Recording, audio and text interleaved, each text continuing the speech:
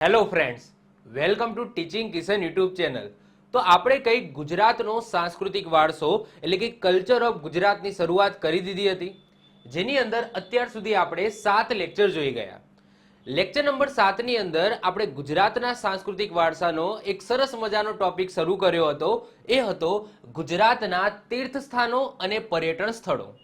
તો પાર્ટ 1 ની અંદર એટલે કે લેક્ચર નંબર 7 ની અંદર આપણે ગુજરાતના 20 મહત્વપૂર્ણ પર્યટન સ્થળો અને તીર્થ સ્થાનોની વાત કરી, જેમાં આપણે મોટા મોટા બધા જ મંદિર જે ફેમસ મંદિર છે એ આપણે કવર કરી ગયા. તો આઈ હોપ સો તમે પાર્ટ 1 એટલે કે લેક્ચર નંબર 7 જોઈ લીધો હશે, જેની અંદર સોમનાથ છે, દ્વારકા છે, અંબાજી છે, બેચરાજી છે, ચોટીલા છે, પાવાગઢ છે, ગાંધીનગરનું અક્ષરધામ છે. તો આવા મોટા મોટા જે ફેમસ મંદિરો છે જે ગુજરાતની અંદર આવેલા છે એ આપણે પાર્ટ 1 ની અંદર કવર કરી ગયા. હવે પાર્ટ 2 બનાવવા માટે હું રિસર્ચ કરતો હતો અને ભાઈ સાહેબ, ગુજરાતની અંદર એટલા બધા હિન્દુ મંદિરો છે જે બહુ ફેમસ છે. ફેમસ ધેટ્સ મીન્સ કે બહુ જૂના છે, મૈત્રક વંશમાં બનેલા છે, સોલંકી વંશની અંદર બનેલા છે. મેં કાલે રિસર્ચ કર્યું એટલે મને ખબર પડી કે ભાઈ આટલા બધા મંદિરો છે. મને એવું થાય છે કે ભાઈ હું અત્યાર સુધી જે પેલો કુવામાં દેડકો હોય ને એ સમાન મેં હજુ આ બધા મંદિરો જોયા જ નથી. ઇવન હું આજનો લેક્ચર ચલાવીશ, આજે હું 31 મંદિરો ચલાવીશ અને 30 બહુ ફેમસ મંદિરો છે જે કદાચ તમને નહીં ખબર હોય, પરંતુ એનું તમે સ્ટ્રક્ચર જોશો, એમાં કોતરણી કામ જોશો, એમની વાત કરીએ, ઇતિહાસની વાત કરીશું, તો એમાં તમે મંદિરો જોશો ને તો બહુ મહત્વપૂર્ણ છે. તમને પણ આજે એવું હું ફીલ કરાવીશ કે તમે હજુ સુધી કંઈ જ નથી જોયું. તો આજે હું બીજા 30 મંદિરો ભણાવીશ. અને બીજી વસ્તુ કે મને એવું હતું કે ભાઈ આ પર્યટન સ્થળો અને જે તીર્થ સ્થાનો છે હું 2 લેક્ચરમાં પૂરા કરી દઈશ, પરંતુ એટલા બધા મંદિરો છે અને એવું નહીં કે નાના નાના, ના, મોટા મંદિરો, બહુ ફેમસ મંદિરો જે મૈત્રક વંશમાં બનેલા છે, સોલંકી વંશની અંદર બનેલા છે, એવા મંદિરો હજુ બાકી છે. એટલા બધા મંદિરો છે, કંઈક ના કંઈક કોતરણી કામ, કંઈક ના કંઈક એની અંદર વિશેષતા હોય છે. તો આજના લેક્ચરની અંદર હું જે પણ મંદિરો ચલાવીશ તમને એવું થશે કે આમાંથી મેં 20%, 30%, 40% કે ઇવન 50%, 60% મંદિરોની મને ખબર જ નથી. હું આ જગ્યાએ ગયો હતો, આ જિલ્લામાં ગયો હતો, પરંતુ આ જિલ્લામાં આટલું બહુ પ્રાચીન મંદિર આવેલું છે મને ખબર નથી. તો એવું તમને ફીલ થશે. તો આજના લેક્ચરની અંદર હું એવા જ મંદિરોની વાત કરવાનો છે જે હિન્દુ ધર્મના એવા મંદિરો જે બહુ પ્રાચીન મંદિરો છે, હજુ સુધી કદાચ એમને હાઈપ નથી મળી, એટલી બધી ફેમસ નથી થયા, પરંતુ એનું તમે શિલ્પ જોશો, કંઈક ના કંઈક ઇતિહાસ સાથે સંકળાયેલા એવા સરસ મજાના મંદિરો છે. અને હા, એક્ઝામની અંદર ક્વેશ્ચન આમાંથી જ પૂછાશે. તમને સોમનાથ મંદિર, દ્વારકા મંદિર જે બહુ ફેમસ મંદિરો છે એમાંથી કદાચ ન પૂછાય, પરંતુ આજે હું જે લેક્ચરની અંદર જે પણ મંદિરો ચલાવીશ તો એમાંથી 100% આમાંથી મને એવું લાગે છે કે એકાદ માર્કનો ક્વેશ્ચન તો પૂછાશે અને પૂછાશે. તો શરૂઆત કરીશું. અને બીજી વસ્તુ, મારો દેખાવ પણ અત્યારે બ્રાહ્મણ જેવો થઈ ગયો છે. ઓકે, દાઢી વધેલી છે, વાળ વધેલા છે, તો કહેવાય કે પેલું જે મંદિરની અંદર જે પૂજા પાઠ કરાવતા જે સાધુ હોય ને એવો છે. એકચ્યુઅલી શ્રાવણ મહિનો ચાલે છે એટલા માટે મેં વાળ અને દાઢી નથી કરાવી. ઓકે, તો નેવર માઇન્ડ. ઓકે, તો હવે શ્રાવણ મહિનાનો આજે છેલ્લો સોમવાર છે. જ્યારે હું વિડીયો બનાવું છું ત્યારે શ્રાવણ મહિનાનો છેલ્લો સોમવાર છે અને આજે અમાસ પણ છે. તો અમાસ્યો સોમવાર છે. અને હા, શરૂઆત આપણે ક્યાંથી કરીશું? તો જે રીતના લેક્ચર 1 આપણે મહાદેવના મંદિરથી કરી હતી, સોમનાથ મંદિરથી કરી હતી, એના પછી 2 મંદિરો આપણે જોઈ ગયા હતા ફેમસ. આજના લેક્ચરની અંદર તમને ભરીને સ્ટાર્ટિંગની અંદર મહાદેવના મંદિરો હું ચલાવવાનો છું. ઓકે, તો શરૂઆત કરીએ છીએ તીર્થ સ્થાનો અને પર્યટન સ્થળો, એનો ભાગ 2. એમાં સૌથી પહેલા જ આવશે ગલતેશ્વર. તમે જોજો, ગણજો કેટલા મહાદેવના મંદિર આવે છે આજના લેક્ચરની અંદર, અને બધા ફેમસ છે. એવા નહીં નાના નાના, ના ના ના ના ના, મોટા મોટા મંદિરો લઈશ. ઓકે, તો ગલતેશ્વર ક્યાં આવેલું છે? ખેડાની અંદર આવેલું છે. તમે જે મંદિર છે એની ઇમેજ જોશો ને તો તમને આઈડિયા આવી જ જશે કે આ મંદિર એ અત્યારનું બનેલું તો નથી જ. ક્યાંક ને ક્યાંક પ્રાચીન સમયની અંદર, સોલંકી વંશની અંદર કે મૈત્રકાળના રાજાઓ દ્વારા બનાવવામાં આવ્યું છે. તો જો આ સરસ મજાનું ગલતેશ્વર મંદિર જે તમને ખેડાની અંદર જોવા મળશે. સાથે સાથે હું ગર્ભગૃહની અંદર જે પણ પ્રતિમા હોય, જે પણ શિવલિંગ હોય, એની ઇમેજ પણ હું સાથે સાથે મૂકું છું જેથી તમે દર્શન કરી શકો. ઓકે, તો મંદિર સાથે સાથે ગર્ભગૃહમાં જે પણ મૂર્તિ હોય કે જે પણ શિવલિંગ હશે મંદિરનું, તો એની પ્રતિમા પણ હું અહીંયા મૂકીશ. પ્રતિમા નહીં, ઇમેજ અહીંયા મૂકીશ. ઓકે, તો ખેડાની અંદર આવેલું છે ગલતેશ્વર. તો ખેડા જિલ્લાના ડાકોર નજીક સરનાલ ગામ પાસે ગલતા અથવા તો ગલતી, આ એક નદીનું નામ છે. ગલતા નદી પણ કહેવામાં આવે છે, ગલતી નદી પણ કહેવામાં આવે છે. અને બીજી કઈ નદી? મહી નદી. આ બંનેના સંગમ સ્થાન પર ગલતેશ્વર આવેલું છે. બે નદીઓનો સંગમ થાય છે, એક તો ગલતા અથવા તો ગલતી અને બીજી કઈ નદી છે? મહી. તો એમના સંગમ સ્થાન ઉપર તમને મંદિર જોવા મળશે, જેનું નામ આ જે ગલતા નદી છે ને, આ ગલતા નદી ઉપરથી ગલતેશ્વર પડ્યું છે. આ મંદિર ગાલવ પુરાણોના ઋષિ અને હિન્દુ પૌરાણિક કથાઓના જે રાજા છે, બહુ ફેમસ રાજા છે, રાજા ચંદ્રહાસ, અને આ ચંદ્રહાસ સાથે સંકળાયેલું આ મંદિર છે. ગલતેશ્વર મંદિર એ ભૂમિજા શૈલીનું મંદિર છે, જે ગુજરાતમાં ભાગ્યે જ જાણીતું છે.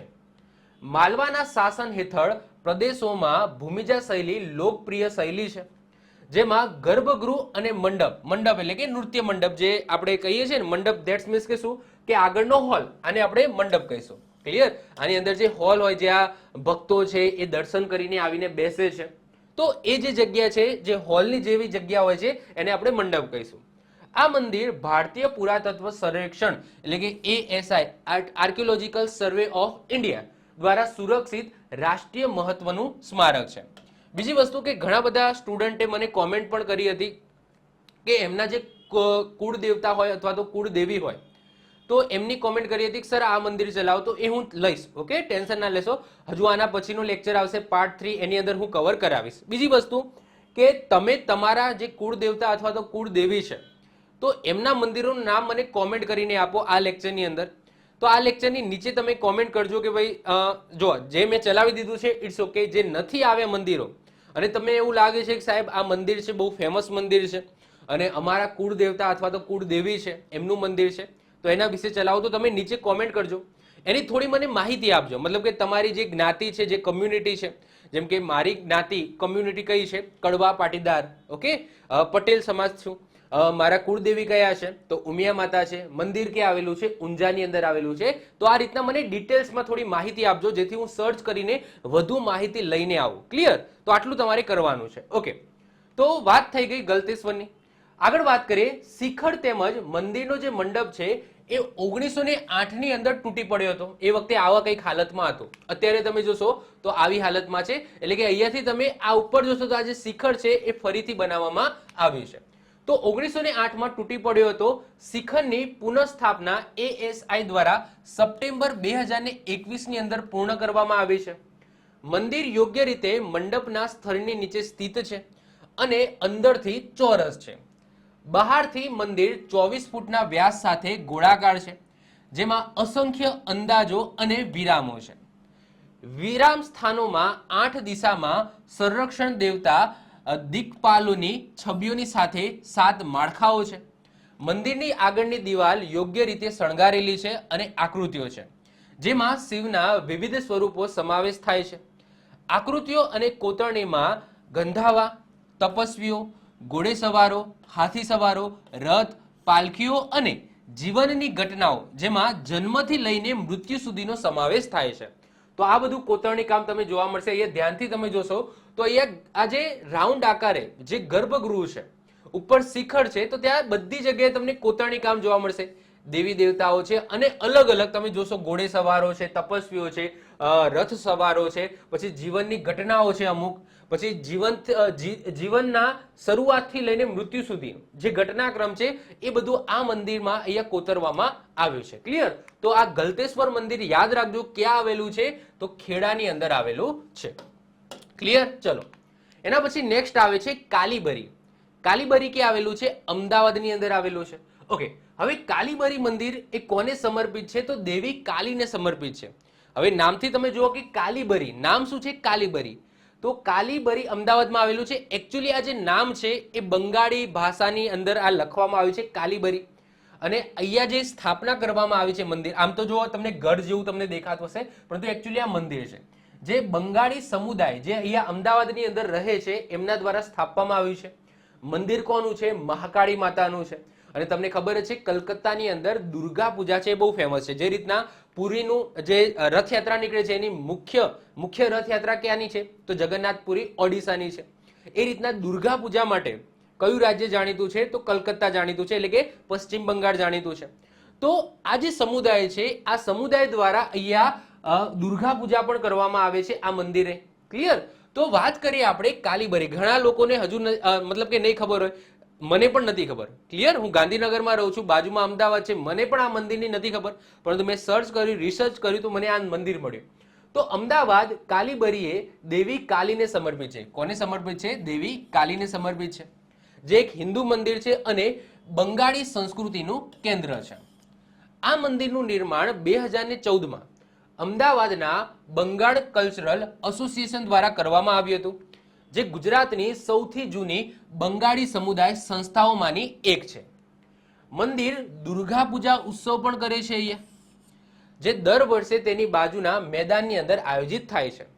80 કરતા વધુ વર્ષ પહેલા, જો આ જગ્યા એવું નથી કે ભાઈ 2014ની અંદર જ આ વસ્તુ છે, મતલબ કે આ મંદિર છે બનાવવામાં આવ્યું છે, ના, આનો ઇતિહાસ બહુ જૂનો છે. મંદિર છે એ 2014માં બનાવવામાં આવ્યું છે, પરંતુ ઇતિહાસ આનાથી પણ જૂનો છે. કેટલો? 80 વર્ષ જૂનો. તો 80 કરતા પણ વધુ વર્ષ પહેલા આ કાલીબરીનો હવાલો સંભાળતા જૂથે અમદાવાદમાં પ્રથમ દુર્ગા પૂજાનું આયોજન કર્યું હતું. તો અહીંયા 80 વર્ષથી દુર્ગા પૂજા થતી હતી. તો જો મંદિર છે એ 2014માં બનાવવામાં આવ્યું, પરંતુ બાજુના મેદાનમાં જે દુર્ગા પૂજાની પ્રથા છે એ 80 વર્ષ જૂની છે. અત્યારે 2023ની અંદર જે આઈ થિંક અહીંયા દુર્ગા પૂજા થઈ છે એ 84માં કે 83માં નંબરની એ દુર્ગા પૂજા થઈ છે. તો આ જસ્ટ આપણે યાદ રાખીશું. તમને એક્ઝામની અંદર પૂછાય કે અમદાવાદની અંદર કઈ જગ્યાએ દુર્ગા પૂજાનું આયોજન કરવામાં આવે છે, તો કાલીબરી મંદિરની પાસે કરવામાં આવે છે. આ ખાસ યાદ રાખજો, કારણ કે આ જે છે 80 વર્ષથી પણ જૂની છે. આ જે અહીંયા સંસ્કૃતિ છે એનું આયોજન જે મેદાનની અંદર કરવામાં આવે છે, દુર્ગા પૂજાનું આયોજન કરવામાં આવે છે, અને અહીંયા બાજુમાં મંદિર બનાવવામાં આવ્યું છે, એ પણ આ બંગાળી કલ્ચર એસોસિએશન દ્વારા બનાવવામાં આવ્યું છે, જેની અંદર તમને પ્રતિમા જોશો તો કાલી માતાની છે. તમે જોઈ શકો છો આ ગર્ભગૃહ છે, આની અંદર એની પ્રતિમા, એ ઇમેજ મેં અહીંયા મૂકેલી છે, તમે અહીંયા જોઈ શકો છો.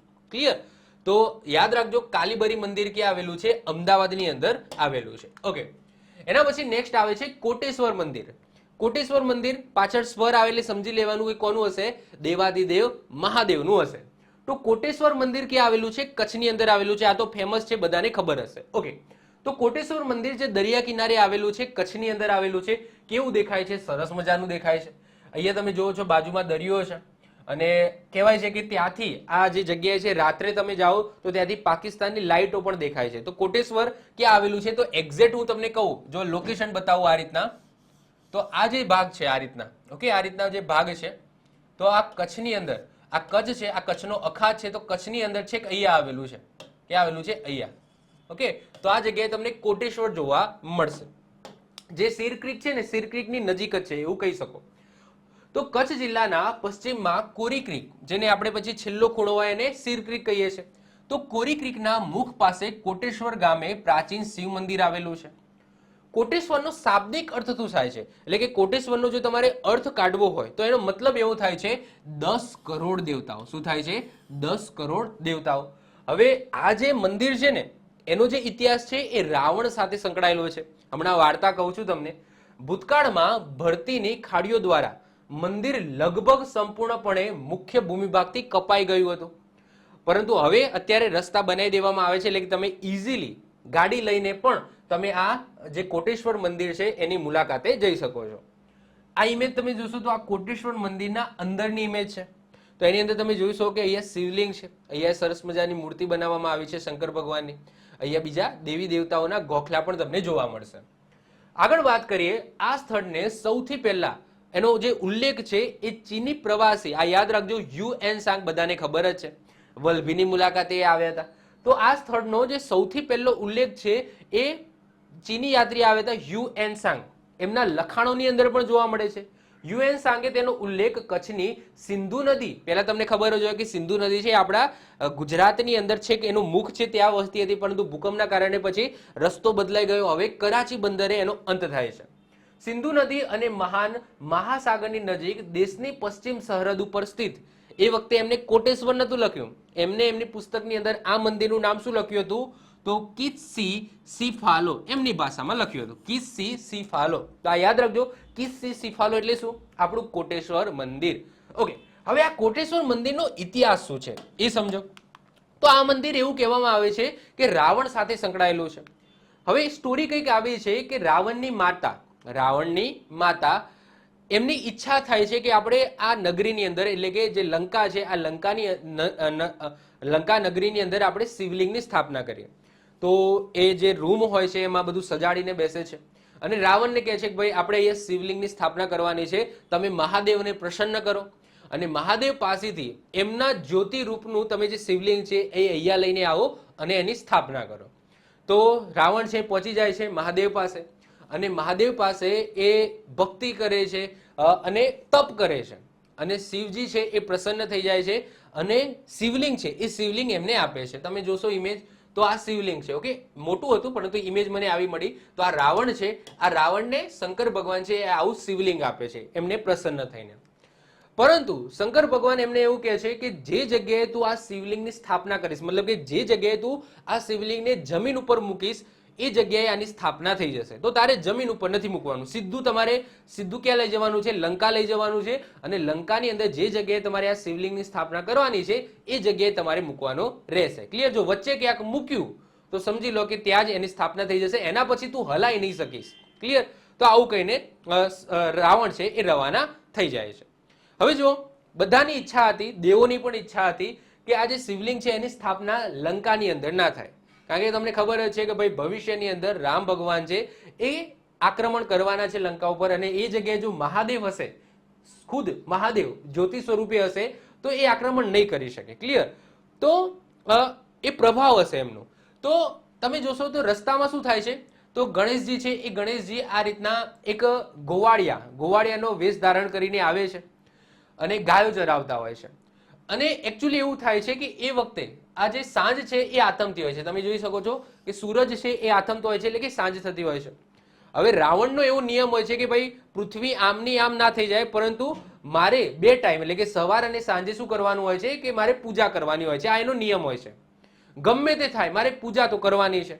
તો સાંજ પડી જાય છે, આ સાંજ જોવે છે એટલે એના હાથમાં શિવલિંગ હોય છે અને રાવણને એવું થાય છે કે મારો પૂજાનો ટાઈમ થઈ ગયો છે, ગમે તે થાય મારે પૂજા તો કરવી પડશે. તો રાવણ શું કરે છે, તો બાજુમાં આ જે ગણેશજી છે એ ગોવાળિયા સ્વરૂપે અહીંયા આવ્યા હોય છે તો એમના હાથમાં કહે છે કે આ થોડી વાર તું પકડી રાખ. ઓકે, રાવણ કહે છે ગોવાળિયાને કે ભાઈ તું થોડી વાર આ શિવલિંગને પકડી રાખ, હું ફટાફટ બાજુમાં નદી છે, સોરી દરિયો છે, આ દરિયાની અંદર પૂજા કરીને ફટાફટ આવી જાઉં છું. ક્લિયર? તો શું કરે છે, તો ગણેશજી છે એમને તો ખબર જ હતી શું કરવાનું હોય છે. તો ગણેશજી શું કરે છે, એ શિવલિંગને જમીન ઉપર મૂકી દે છે અને એ જ જગ્યાએ દરિયાના કિનારે શિવલિંગની સ્થાપના થઈ જાય છે જે આજે કોટેશ્વર તરીકે ઓળખાય છે. તમને ખબર જ છે દરિયાની બાજુની અંદર જ આ કોટેશ્વર આવેલું છે. તો કોટેશ્વરની આવી કહાની છે. આનું એક ફિલ્મની અંદર આઈ થિંક વિડીયો પણ તમારે જોવું હોય તો તમને યુટ્યુબની અંદર આનો મળી જશે. ઓકે, આખી કથાનો. ઓકે, તો આ કથા છે જે મેં કથા કીધી એ અહીંયા લખેલી છે. આગળ વાત કરીએ. મંદિરના ગેટની ડાબી બાજુએ એક લખાણ દર્શાવવામાં આવ્યું છે કે વર્તમાન મંદિર 1820માં એટલે કે સંવત 1877માં બે શેઠ સુંદરજી અને જેઠા શિવજી દ્વારા બનાવવામાં આવ્યું છે. આ મંદિર કોને બનાવ્યું છે, તો શેઠ સુંદરજી અને જેઠા શિવજી નામના બે વ્યક્તિઓ દ્વારા આ મંદિરનું નિર્માણ કરવામાં આવ્યું છે. આવું ક્યાં લખેલું છે, તમે મંદિરની અંદર એન્ટ્રી મારો તો ત્યાં ગેટની બાજુમાં જ તમને એક તકતી જોવા મળશે, ત્યાં લખેલું છે. આ મંડપમાં 3 ગુંબજ છે. તમને 3 ગુંબજ પણ જોવા મળશે. અહીંયા તમે જોઈ શકો છો આ મોટો ગુંબજ છે, આ આગળ છે ગુંબજ, અહીંયા પણ તમને ગુંબજ જોવા મળશે. તો 3 ગુંબજ છે. મધ્ય ગુંબજની નીચે એટલે કે આ મધ્ય ગુંબજ છે, આ મધ્ય ગુંબજની નીચે તમને અહીંયા કંઈક દેખાશે, એ શું છે એ જોવો. તો મધ્ય ગુંબજની નીચે કચ્છના રાવ દેસલજી દ્વારા રજૂ કરાયેલ એક વિશાળ અને સુંદર પિત્તળનો બળદ છે. શું છે? પિત્તળનો બળદ. તો આ શું છે? નંદી એટલે કે પિત્તળનો બળદ છે. પછી જમણો ગુંબજ છે. આ જમણા ગુંબજની નીચે તમને હનુમાનજીની વિશાળ પ્રતિમા જોવા મળશે અને ડાબા ગુંબજના નીચે તમને ગણપતિની પ્રતિમા જોવા મળશે. તો 3 ગુંબજ છે મહત્વના. 3 ગુંબજ નીચે કંઈક ના કંઈક આવેલું છે. જે મુખ્ય ગુંબજ છે ત્યાં તમને પિત્તળના નંદી જોવા મળશે મોટા. જમણા ગુંબજ નીચે હનુમાનજીની પ્રતિમા અને ડાબા ગુંબજ નીચે શું જોવા મળશે? ગણેશજીની પ્રતિમા જોવા મળશે. તો આ વાત થઈ ગઈ કોટેશ્વર મંદિરની. આ કોટેશ્વર મંદિર ક્યાં આવેલું છે? કચ્છની અંદર આવેલું છે. ક્યાં આવેલું છે? કચ્છની અંદર. યાદ રાખીશું, બહુ ફેમસ મંદિર છે. આઈ હોપ સો તમે ગયા જશો. ઓકે, જો તમે કચ્છ વિઝિટમાં ગયા હશો તો અહીંયા તમે ગયા જશો. ઓકે, આના રસ્તામાં જ આવે છે નારાયણ સરોવર. જે આપણા પવિત્ર સરોવરોમાંનું એક કહેવામાં આવે છે. તો નારાયણ સરોવર પણ આ જ રસ્તામાં આવે છે, તો તમે મુલાકાત તો લીધી જશે. ઓકે, આગળ વાત કરીએ. 24મા નંબરે આવે છે મગદેરુ. હવે ઘણા બધા લોકોને આ મંદિર વિશે નહીં ખબર હોય. મગદેરુ મંદિર, હવે આ મગદેરુ મંદિર એ પણ શંકર ભગવાનનું શિવજીનું મંદિર છે, જે તમને ક્યાં જોવા મળશે? દેવભૂમિ દ્વારકા જિલ્લાની અંદર જોવા મળશે. કેવું દેખાય છે? તો આવું દેખાય છે. દેખાય જ છે કે ભાઈ પ્રાચીન છે. અને એની અંદર ગર્ભગૃહની પણ મેં અહીંયા ઇમેજ મૂકેલી છે. શંકર ભગવાનના શિવલિંગની અહીંયા સ્થાપના કરવામાં આવી છે. તો આ મગદેરુ, ઓકે, મગદેરુ નામ યાદ રાખજો, ક્યાં આવેલું છે? દેવભૂમિ દ્વારકા જિલ્લાની અંદર. ઓકે, હવે કોઈકને જવું હોય મગદેરુ તો કઈ રીતના જઈ શકે? કઈ જગ્યાએ આવેલું છે? તો મગદેરુ એ દેવભૂમિ દ્વારકા જિલ્લાના ઓખા મંડળ તાલુકાના દ્રાસનવેલ ગામનું નામ છે દ્રાસનવેલ. દ્રાસનવેલ ગામ નજીક આવેલું છે. અને એવું કહેવાય છે કે આ જે મંદિર છે એ મૈત્રક કાળનું છે. તો મૈત્રક કાળનું 8મી સદીનું આ મંદિર છે. આ મંદિર દ્વારકાથી 3 માઇલ ઉત્તર પૂર્વ દિશાની અંદર આવેલું છે. મંદિરમાં નામના આવતો જે શબ્દ છે મગ, આ મગદેરુમાં આ જે મગ શબ્દ છે, આ મગ શબ્દનો મતલબ થાય છે, મતલબ કે આ મગ શબ્દ ક્યાંથી લેવામાં આવે છે? તો ત્યાં રહેતા હતા મગ બ્રાહ્મણો. તો આ મગ બ્રાહ્મણો પરથી આ મગ શબ્દ લેવામાં આવ્યો છે, જેઓ સૂર્ય પૂજક હતા અને ઈરાનથી સ્થળાંતરિત કરીને પશ્ચિમ ભારતમાં અહીંયા આવ્યા હતા. એટલે આ મંદિર સૂર્ય મંદિર હોઈ શકે. અત્યારે જો આ જે શિવલિંગ છે એ તો પછી સ્થાપના કરવામાં આવી છે, પરંતુ પહેલા જે પુરાતત્વવિદો છે એમના પ્રમાણે આ જે મગદેરુ મંદિર છે એ સૂર્ય મંદિર હોઈ શકે છે એવી માનતા છે. મંદિર હાલમાં શિવ મંદિર છે, અત્યારે હાલ શિવ મંદિર છે, પરંતુ જે સૂર્ય પૂજક હતા, કારણ કે આ મગ શબ્દ છે એ મગ બ્રાહ્મણો ઉપરથી પડ્યો હતો અને એ પોતે સૂર્ય પૂજક હતા, તો એમને જે મંદિરનું જ્યાં નિર્માણ કરાવડાવ્યું તો એ સૂર્ય મંદિર હશે એવી માન્યતા છે. આ મંદિર નાગર શૈલીનું મંદિર છે. અત્યારે તમે જુઓ છો તો આ મંદિર નાગર શૈલીનું દેખાય છે. મંદિર ચોરસ છે અને ઉત્તર દિશામાં મુખ્ય દ્વાર ધરાવે છે. અને સપ્તાયતન, જો પંચયતન પણ તમને જોવા મળશે, સપ્તયતન પણ જોવા મળશે. હવે સપ્તયતન એટલે શું? 7 દેરીઓ પ્રકારનું.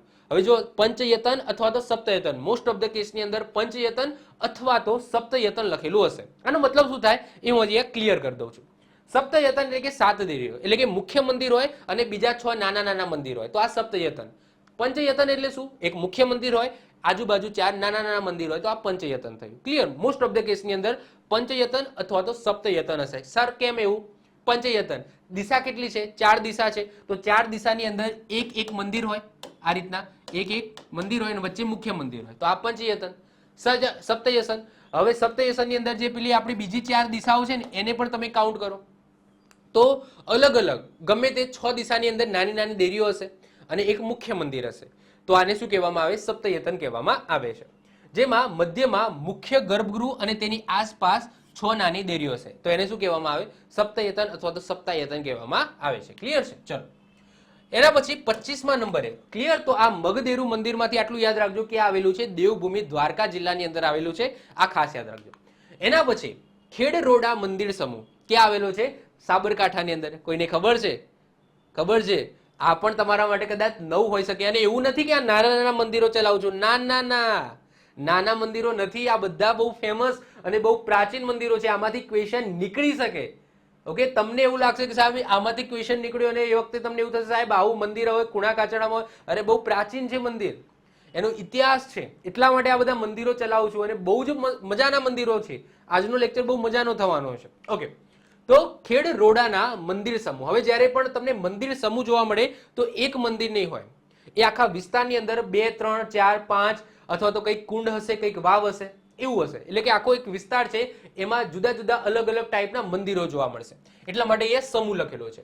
તો ખેડરોડા મંદિર સમૂહ જે ક્યાં આવેલો છે? સાબરકાંઠાની અંદર આવેલો છે. કેવા છે? તો તમે જોઈ શકો છો અહીંયા 2 મંદિરો જોવા મળશે, પછી એક મંદિર આ રીતના જોવા મળશે. તો આ રીતના જુદા જુદા મંદિરોનો સમૂહ એક જગ્યાએ આવેલો છે, તો પાછળ મંદિર સમૂહ લખવામાં આવે છે. તો ખેડરોડા. ઓકે, સૌથી પહેલા અહીંયા શબ્દ આવે છે રોડા. આ રોડાનો મતલબ શું થાય? તો રોડાનો શાબ્દિક અર્થ થાય છે ઈંટના ટુકડાઓ. શું થાય છે? ઈંટના ટુકડાઓ. આ સ્થળનું નામ તેના ખંડરો તેમજ તેની નજીકના ગામ પરથી ઉતરી આવ્યું છે. અને આગળ જે આ ખેડ શબ્દ છે, આ ખેડ ક્યાંથી લીધો? તો આ ખેડ શબ્દ લીધો છે ત્યાં ગામ આવેલું છે ખેડ ચાંદરણી. તો આ ખેડ ચાંદરણી નામનું સ્થળ છે, જગ્યા છે, ગામ છે, એની બાજુમાં આ બધા મંદિરો આવેલા છે. તો ત્યાંથી અહીંયાથી ખેડ લીધો અને આ ઈંટોના ટુકડા જેવું છે. જો તમે ઈંટો તમને જોવા મળશે તો એના ટુકડા સમાન છે, એટલા માટે અહીંયા રોડા શબ્દ લીધો. તો આ મંદિરનું નામ કેવી રીતના પડ્યું? સમૂહનું નામ પડ્યું ખેડ રોડા મંદિર સમૂહ. ક્લિયર? આ રીતના એનું નામ પડ્યું છે. ઓકે, આગળ વાત કરીએ. ખેડ રોડા સ્મારક સમૂહ અથવા તો રોડાના મંદિરો ગુર્જર પ્રતિહાર અથવા તો રાષ્ટ્રકૂટ સમયમાં 8મી 9મી સદી દરમિયાન બાંધવામાં આવેલા 7 હિન્દુ મંદિરોનો સમૂહ છે. તેમાં એક કુંડ છે અને વાવ પણ છે. ઓકે, ખાલી મંદિરો નથી, કુંડ પણ તમને જોવા મળશે અને વાવ પણ જોવા મળશે. તે સાબરકાંઠા જિલ્લાના રાયસિંગપુરા, રોડા અને ખેડ ચાંદરણી ગામોની વચ્ચે હિંમતનગરથી 18 કિલોમીટરના અંતરે હાથમતી નદી પાસે આવેલા છે આ બધા મંદિરોનો સમૂહ. આ મંદિરોનો અભ્યાસ 1926 એટલે કે 1926માં PM ઇનામદાર અને ત્યારબાદ 1960 દાયકાની અંદર યુપી શાહ અને MA ઢાંકીએ કર્યો હતો. આ સ્મારકો ઉપર સોલંકી શૈલી એટલે કે મારું ગુર્જર શૈલીનો પ્રભાવ આની ઉપર જોવા મળે છે. ક્લિયર? તો યાદ રાખજો, ખેડ રોડા મંદિરો સમૂહ ક્યાં જોવા મળશે? સાબરકાંઠામાં જોવા મળશે. ક્યાં જોવા મળશે? સાબરકાંઠાની અંદર જોવા મળશે. આ યાદ રાખજો, ફેમસ મંદિરો છે, આખો સમૂહ છે. તમને એક કરતા વધારે મંદિરો આની આસપાસ જોવા મળશે. ત્યાં તમને કુંડ પણ જોવા મળશે, વાવ પણ જોવા મળશે. ક્લિયર? તો ખાસ યાદ રાખજો, ખેડ રોડા મંદિર સમૂહ ક્યાં આવેલો છે? સાબરકાંઠાની અંદર આવેલો છે. ઓકે, વધીએ આગળ. 26મા નંબરે આવે છે બાવકા શિવ મંદિર. આ બધા શિવ મંદિરો છે અત્યાર સુધી જે ચલાવે એમાં એક જ કાલી માતાનું મંદિર હતું, મેં આગળ ચલાવીએ, બાકી આ બધા શિવ મંદિરો છે. ઓકે, બાવકા શિવ મંદિર. હવે બાવકા શિવ મંદિર ક્યાં આવેલું છે? દાહોદની અંદર આવેલું છે. આ મંદિર પણ ઘણા બધા લોકોને નહીં ખબર હોય, પરંતુ તમે એનું સ્ટ્રક્ચર તમે જોઈ શકો છો, કેટલું મતલબ કે એ સમયે કેટલું વિશાળ છે તમે જોઈ શકો છો. એનું સ્ટ્રક્ચર તમે જોઈ શકો છો, એનાથી આપણે અંદાજો લગાવી શકીએ છીએ કે આ મંદિર બહુ પ્રાચીન. ઓકે, તો બાવકા શિવ મંદિર તમને ક્યાં જોવા મળશે? દાહોદની અંદર જોવા મળશે. વાત કરીએ આપણે બાવકા શિવ મંદિરની, તો બાવકા શિવ મંદિર ગુજરાતના દાહોદ જિલ્લામાં બાવકા ગામે આવેલું છે. તો ગામ પરથી આ મંદિરનું નામ બાવકા શિવ મંદિર પડ્યું. આ મંદિર દાહોદથી 14 કિલોમીટરના અંતરે આવેલા ચાંદાવાડા ગામની પાસેના હીરલાવ તળાવ નજીક એક નાની ટેકરી ઉપર આવેલું છે. એનું બાંધકામ સોલંકી વંશના છેલ્લા શાસક ભીમદેવ બીજાના શાસનકાળ દરમિયાન કરવામાં આવ્યું હતું. અહીંથી મળી આવેલો એક શિલાલેખ સંવત ઈસવીસન 1234 નો છે. એટલે કે તમે જોઈ શકો છો કે આ સોલંકી કાળનો છે. મોટા ભાગના જે સ્થાપત્યો છે એ આપણા ગુજરાતના સુવર્ણ યુગ સોલંકી યુગના છે. તો સોલંકી યુગના છેલ્લા શાસક ભીમદેવ બીજાએ આ મંદિરનું નિર્માણ કરાવ્યું હતું. આગળ વાત કરીએ કે દંતકથા અનુસાર આ મંદિર એક દેવદાસીએ એક જ રાતની અંદર બનાવ્યું હતું, એવી દંતકથા છે. મોહમ્મદ ગઝનવીએ મંદિરને નુકસાન પહોંચાડ્યું હતું. કેટલાક વર્ષો સુધી આ મંદિર ઉપેક્ષિત રહ્યું હતું અને તેની ઘણી કલાકૃતિઓ છે એ ચોરાઈ ગઈ હતી. આ મંદિર રાષ્ટ્રીય મહત્વના સ્મારક તરીકે જાહેર કરવામાં આવ્યું છે અને પુરાતત્વ વિભાગ વડે 2009માં આ મંદિરનું સમારકામ કરાવ્યું છે. અત્યારે વાત કરીએ કે આ મંદિરના ગર્ભગૃહની અંદર તમને શિવલિંગ જોવા મળશે અને શિવ ભગવાનની અત્યારે પૂજા પણ થાય છે. તો આવું સરસ મજાનું મંદિર છે જે કંઈક ના કંઈક ઇતિહાસ ધરાવે છે. એવું સરસ મજાનું મંદિર બાવકા શિવ મંદિર જે તમને ક્યાં જોવા મળશે? દાહોદની અંદર જોવા મળશે. દાહોદની અંદર બાવકા ગામે તમને આ મંદિર જોવા મળશે. તો કોઈક વખત દાહોદ જાઓ તો આ મંદિરની ખાસ કરીને મુલાકાત લેજો. અહીંયા હું જેટલા પણ મંદિરો ચલાવું છું એના જિલ્લા યાદ રાખજો અને જ્યારે પણ એ જિલ્લાની મુલાકાતે જાઓ તો આ મંદિરોની મુલાકાત લેવાનું ભૂલતા નહીં. ઓકે, ચલો, તો આ આપણે યાદ રાખીશું. હજુ બાકી છે, હજુ આ મંદિરની વિશેષતાઓ બાકી છે. પૂર્વાભિમુખ એવું આ મંદિર પંચાયતન એટલે તમારા માઇન્ડની અંદર ફિક્સ થઈ ગયું, એક મુખ્ય મંદિર, 4 નાની નાની દેરીઓ. ઓકે, તો પંચાયતાર પ્રકારનું છે જેમાં એક મુખ્ય મંદિર અને 4 પેટા મંદિરો, તેની 4 ઉપદિશાઓની અંદર. ઉપદિશા એટલે શું? દિશા એટલે ઉત્તર, પૂર્વ, પશ્ચિમ, દક્ષિણ, આ દિશા થઈ. ઉપદિશા એટલે શું? અગ્નિ, નૈઋત્ય, વાયવ્ય. ક્લિયર? તો એ ઉપદિશાઓ. તો ઉપદિશાની અંદર આવેલા છે. આ મંદિર તેના સમયગાળાનું શ્રેષ્ઠ મંદિર ગણાય છે. રેતિયા પથ્થર દ્વારા બનાવેલું આ મંદિર હવે ખંડિત અવસ્થામાં છે, દેખાય છે. અત્યારે આ મંદિર છે એ ખંડિત અવસ્થામાં જોવા મળશે. આનું કોઈ શિખર તમને નહીં જોવા મળે આ તમને ધજા છે લગાવેલી છે, પરંતુ એકચ્યુઅલી જે કળશ છે અને તમને અહીંયા તમે જોઈ શકો છો કે આનું જે સ્ટ્રક્ચર છે, અહીંયા હોલ હતો, ઓકે, જે મંડપ હતો, તો આ રીતના મંડપ છે તૂટી ગયો છે. જસ્ટ ખાલી તમને ગર્ભગૃહ જોવા મળશે, સીડીઓ જોવા મળશે. તો અત્યારે ખંડિત હાલતની અંદર આ મંદિર તમને જોવા મળશે. મંદિરનો રંગ મંડપ પણ ખંડિત અવસ્થામાં છે, દેખાય છે. શિખર પરની કોતરણી મિયાણી મંદિરની વાત કરીશું આપણે, તો મિયાણી મંદિર જેવી છે. તેની મૂર્તિઓ અને કોતરણી કામ પરથી પણ તેમનો સમય છે નક્કી કરી શકાય છે. મંડપના નાના નાના સ્તંભોની રચના સરળ છે. મંદિરની છત નાશ પામી છે. તૂટેલી છત અને મંડપના અવશેષો નજીક વિખરાયેલા છે. મંદિરની બાહ્ય દિવાલો અને ગર્ભગૃહનું દ્વાર દેવી દેવતાઓ અને અપ્સરાઓની કોતરણીઓથી ભરેલું છે, તમે જોઈ શકો છો.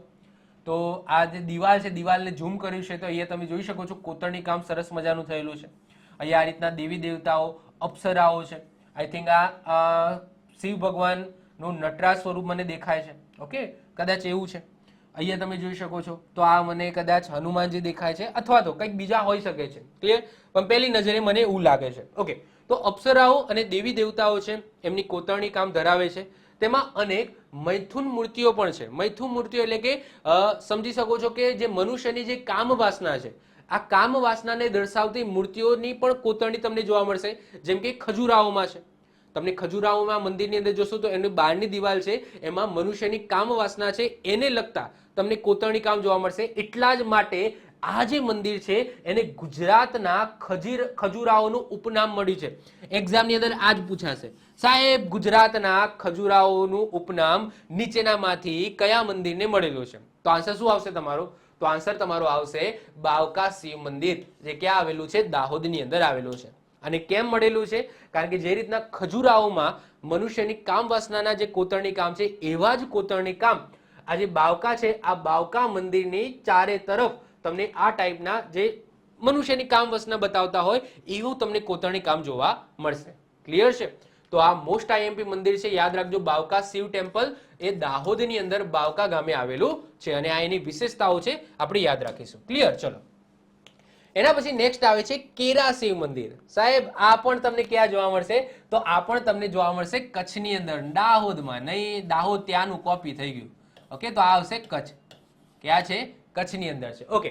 તો કેરા શિવ મંદિર, આ પણ શિવ મંદિર છે, આ પણ શંકર ભગવાનનું મંદિર છે, અને બહુ પ્રાચીન મંદિર છે. કેવું દેખાય છે? આવું દેખાય છે. સાઈડ વ્યૂ છે, ફ્રન્ટ વ્યૂ છે. તો ફ્રન્ટ વ્યૂ થી તમે જોશો તો આ રીતના જોવા મળશે, ખંડેલ હાલતમાં છે, ઓબ્વિયસલી બહુ પ્રાચીન છે. અને સાઈડ વ્યૂ થી તમે જોશો તો આ રીતનું તમને મંદિર ઉપર જોવા મળશે, ઓટલા ઉપર આ રીતના તમને આ રીતના મંદિર જોવા મળશે, ઓકે. તો કેરા શિવ મંદિરની વાત કરીએ તો ક્યાં આવેલું છે? કચ્છની અંદર છે. તો કચ્છ જિલ્લાના ભુજ નજીક આવેલા કેરા ગામે ભગવાન શિવને સમર્પિત એક પ્રાચીન મંદિર છે, જે લાખેશ્વર મહાદેવ મંદિર તરીકે પણ ઓળખાય છે. તો કોઈ જગ્યાએ કેરા શિવ મંદિર ન લખ્યું હોય, પરંતુ લાખેશ્વર મહાદેવ મંદિર લખ્યું હોય એ પણ સાચું છે. આ મંદિરને 1819ના ભૂકંપ અને 2001ના ભૂકંપના કારણે ઘણી ક્ષતિ થઈ છે, દેખાય જ છે. છતાં મંદિરનું શિખર, ગર્ભગૃહ અને શિલ્પો હજી પણ આકર્ષણ સ્થિતિમાં છે. તમે જોશો કે આ શિખર છે હજુ પણ એ જ સ્થિતિમાં જોવા મળશે. આગળના ભાગની અંદર બધું તૂટક અવસ્થા, ખંડેર અવસ્થા થઈ ગઈ છે. ગર્ભગૃહ છે એ ગર્ભગૃહ સલામત છે, આ ગર્ભગૃહ છે સલામત છે, પરંતુ જે મંડપ છે આગળનો એ આખો મતલબ કે ભૂકંપની અંદર હલી ગયો છે, તૂટી ગયો છે, દેખાય છે, ઓકે. કેરાના શિવ મંદિરનું બાંધકામ 10મી સદીમાં સોલંકી વંશ દ્વારા કરવામાં આવેલો અંદાજો છે. જે બાંધકામ છે એ ઉપરથી અંદાજો આપણે લગાવી શકીએ. આ મંદિરનું ગર્ભગૃહ ચોરસ આકારનું છે, જેની લંબાઈ 8 ફૂટ 6 ઇંચ છે. આ મંદિરની દિવાલો 2 ફૂટ 7 ઇંચ જાડી છે. તેના ગર્ભગૃહની પ્રદક્ષિણા કરવા માટે તેની ફરતે 2 ફૂટ 6 ઇંચ પહોળો ગલિયારો પણ તમને જોવા મળશે. જો હાલાકી અત્યારે નથી, પરંતુ આની અંદર ગલિયારો પણ હતો.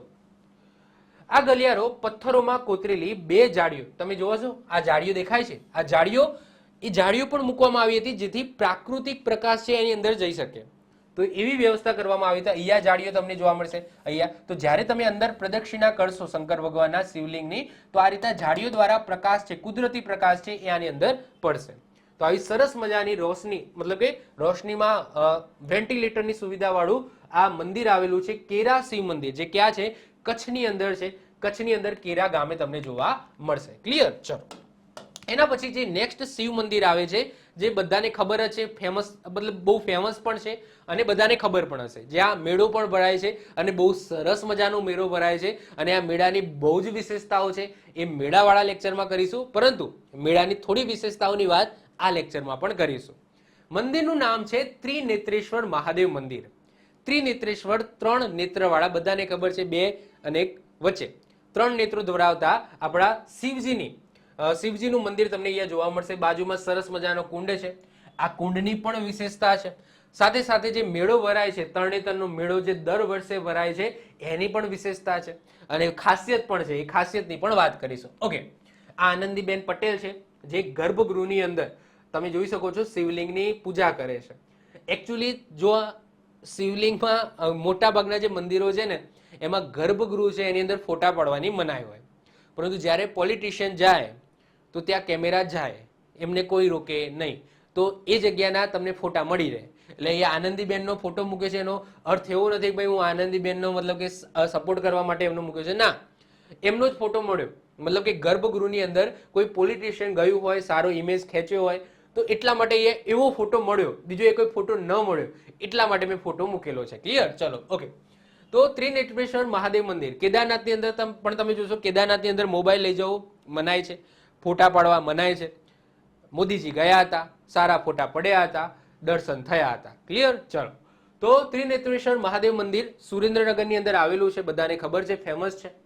ત્રિનેત્રેશ્વર મહાદેવ ગુજરાતના સુરેન્દ્રનગર જિલ્લાના તરણેતર ગામની અંદર આવેલું ગુર્જર પ્રતિહાર શૈલીનું ભગવાન શિવનું મંદિર છે, જે સમ્રાટ મિહિર ભોજે 8મી સદીની અંદર બંધાવ્યું હતું.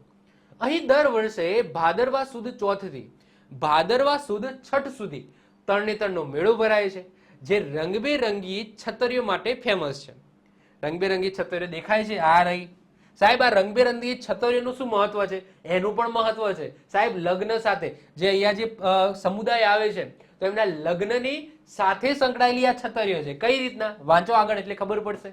ચલો, આ મેળામાં ભરવાડ યુવક યુવતીઓ હુડા નૃત્ય કરે છે. કયું નૃત્ય? હુડા નૃત્ય કરે છે. અહીં રાજ્ય સરકાર દ્વારા દર વર્ષે ગ્રામીણ ઓલિમ્પિકનું પણ આયોજન કરવામાં આવે છે, જેની અંદર બળદગાડાની દોડ, ઘોડાની દોડ જેવા અન્ય કાર્યક્રમો સાથે પશુ પ્રદર્શન પ્રવાસીઓ માટેનું પણ આ આકર્ષણનું કેન્દ્ર છે. ક્લિયર? એની ઇમેજ પણ હું તમને બતાવી દઉં છું. જે રેસ થાય છે અહીંયા, ઘોડાની રેસ થાય છે, એ પણ અહીંયા તમે જોઈ શકો છો. આ ટાઈપની રેસ થાય છે. ઓકે, હવે સાહેબ આ જે મંદિર છે એનો ઇતિહાસ શું કહે છે? તો આનો ઇતિહાસ છે એ મહાભારત સાથે સંકળાયેલો છે. તમને ખબર છે કે જ્યારે કયું હતું પેલું જે એમનો મહેલ હતો, જે લાખનો બનેલો હતો, એ સળગાઈ દેવામાં આવે છે. એના પછી જે પાંડવો છે એ અંડરગ્રાઉન્ડ થઈ જાય છે. પાંડવો અંડરગ્રાઉન્ડ થઈ જાય છે. એના પછી તમને ખબર છે પાંચાલી એટલે કે જે દ્રૌપદી એમનું નામ હોય છે, એમનો સ્વયંવર થાય છે. અને સ્વયંવરમાં એક ચુનૌતી રાખવામાં આવે છે કે માછલી ઉપર ફરતી હોય છે, નીચે પાણી હોય છે, અને એ પાણીમાં જોઈને માછલીની આંખ છે એ વિંધવાની હોય છે. આવી ચુનૌતી હોય છે. હવે 2 જ વ્યક્તિ છે એ આવું કામ કરી શકે એવા હોય છે, એક કર્ણ અને એક અર્જુન. આખી સ્ટોરી નહીં કહેતો, ઓકે, પરંતુ એ જે માછલીની આંખ વિંધવાની જે પ્રક્રિયા છે અથવા તો જે કાર્યક્રમ છે, એટલે કે પાંચાલીનો જે સ્વયંવર છે, એનું આયોજન આ મંદિરે થયું હતું. અને એવું કહેવામાં આવે છે કે જે માછલીની આંખ વિંધવા માટે જે એનું પ્રતિબિંબ પાણીની અંદર જોવાનું હતું, એ આ કુંડની અંદર જોઈને અર્જુને આ માછલીની આંખ વિંધી હતી, એવું કહેવામાં આવે છે. હાલાકી આ ઇમેજની અંદર તમને આ રીતના કંઈક જોવા મળશે, પરંતુ કથાઓ અનુસાર એવું કહેવામાં આવે છે કે જે પાંચાલીનો જે સ્વયંવર છે, દ્રૌપદીનો સ્વયંવર છે, એ આ જગ્યાએ આયોજિત થયો હતો. ક્લિયર? હવે આ જગ્યાએ પાંચાલીનો સ્વયંવર આયોજિત થયો હતો, તો સાહેબ અહીંયા સ્વયંવરની જે પ્રથા છે એ હજુ ચાલી આવે છે. એટલે કે આ જે તરણેતરનો મેળો છે ને, એ એકચ્યુઅલી સ્વયંવર માટે પણ ભરાય છે. કઈ રીતના? સમજો. તો અહીં એક કુંડ છે, પહેલા કુંડની વાત કરી દઈએ. અહીં એક કુંડ છે, એક જળાશય છે, જે તમે જોઈ શકો છો.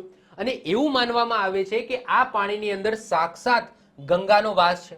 એટલા માટે આ ડૂબકી, તમે આની અંદર ડૂબકી મારો તો તમે પવિત્ર થઈ જાઓ છો, એવું કહેવામાં આવે છે. જળાશયને પામપાંસુ એટલે કે પાપનો નાશ કરનાર તરીકે પણ ઓળખવામાં આવે છે. હવે આ પ્રદેશનું પૌરાણિક મહત્વ એ છે કે પાંચાળ પ્રદેશ હતો, જે દ્રૌપદીનું મુખ્ય સ્થાન છે, લોકવાયકા મુજબ અર્જુને તળાવના પાણીમાં માછલીનું પ્રતિબિંબ જોઈને એની આંખ વિધવાનું મુશ્કેલ કાર્ય કર્યું હતું.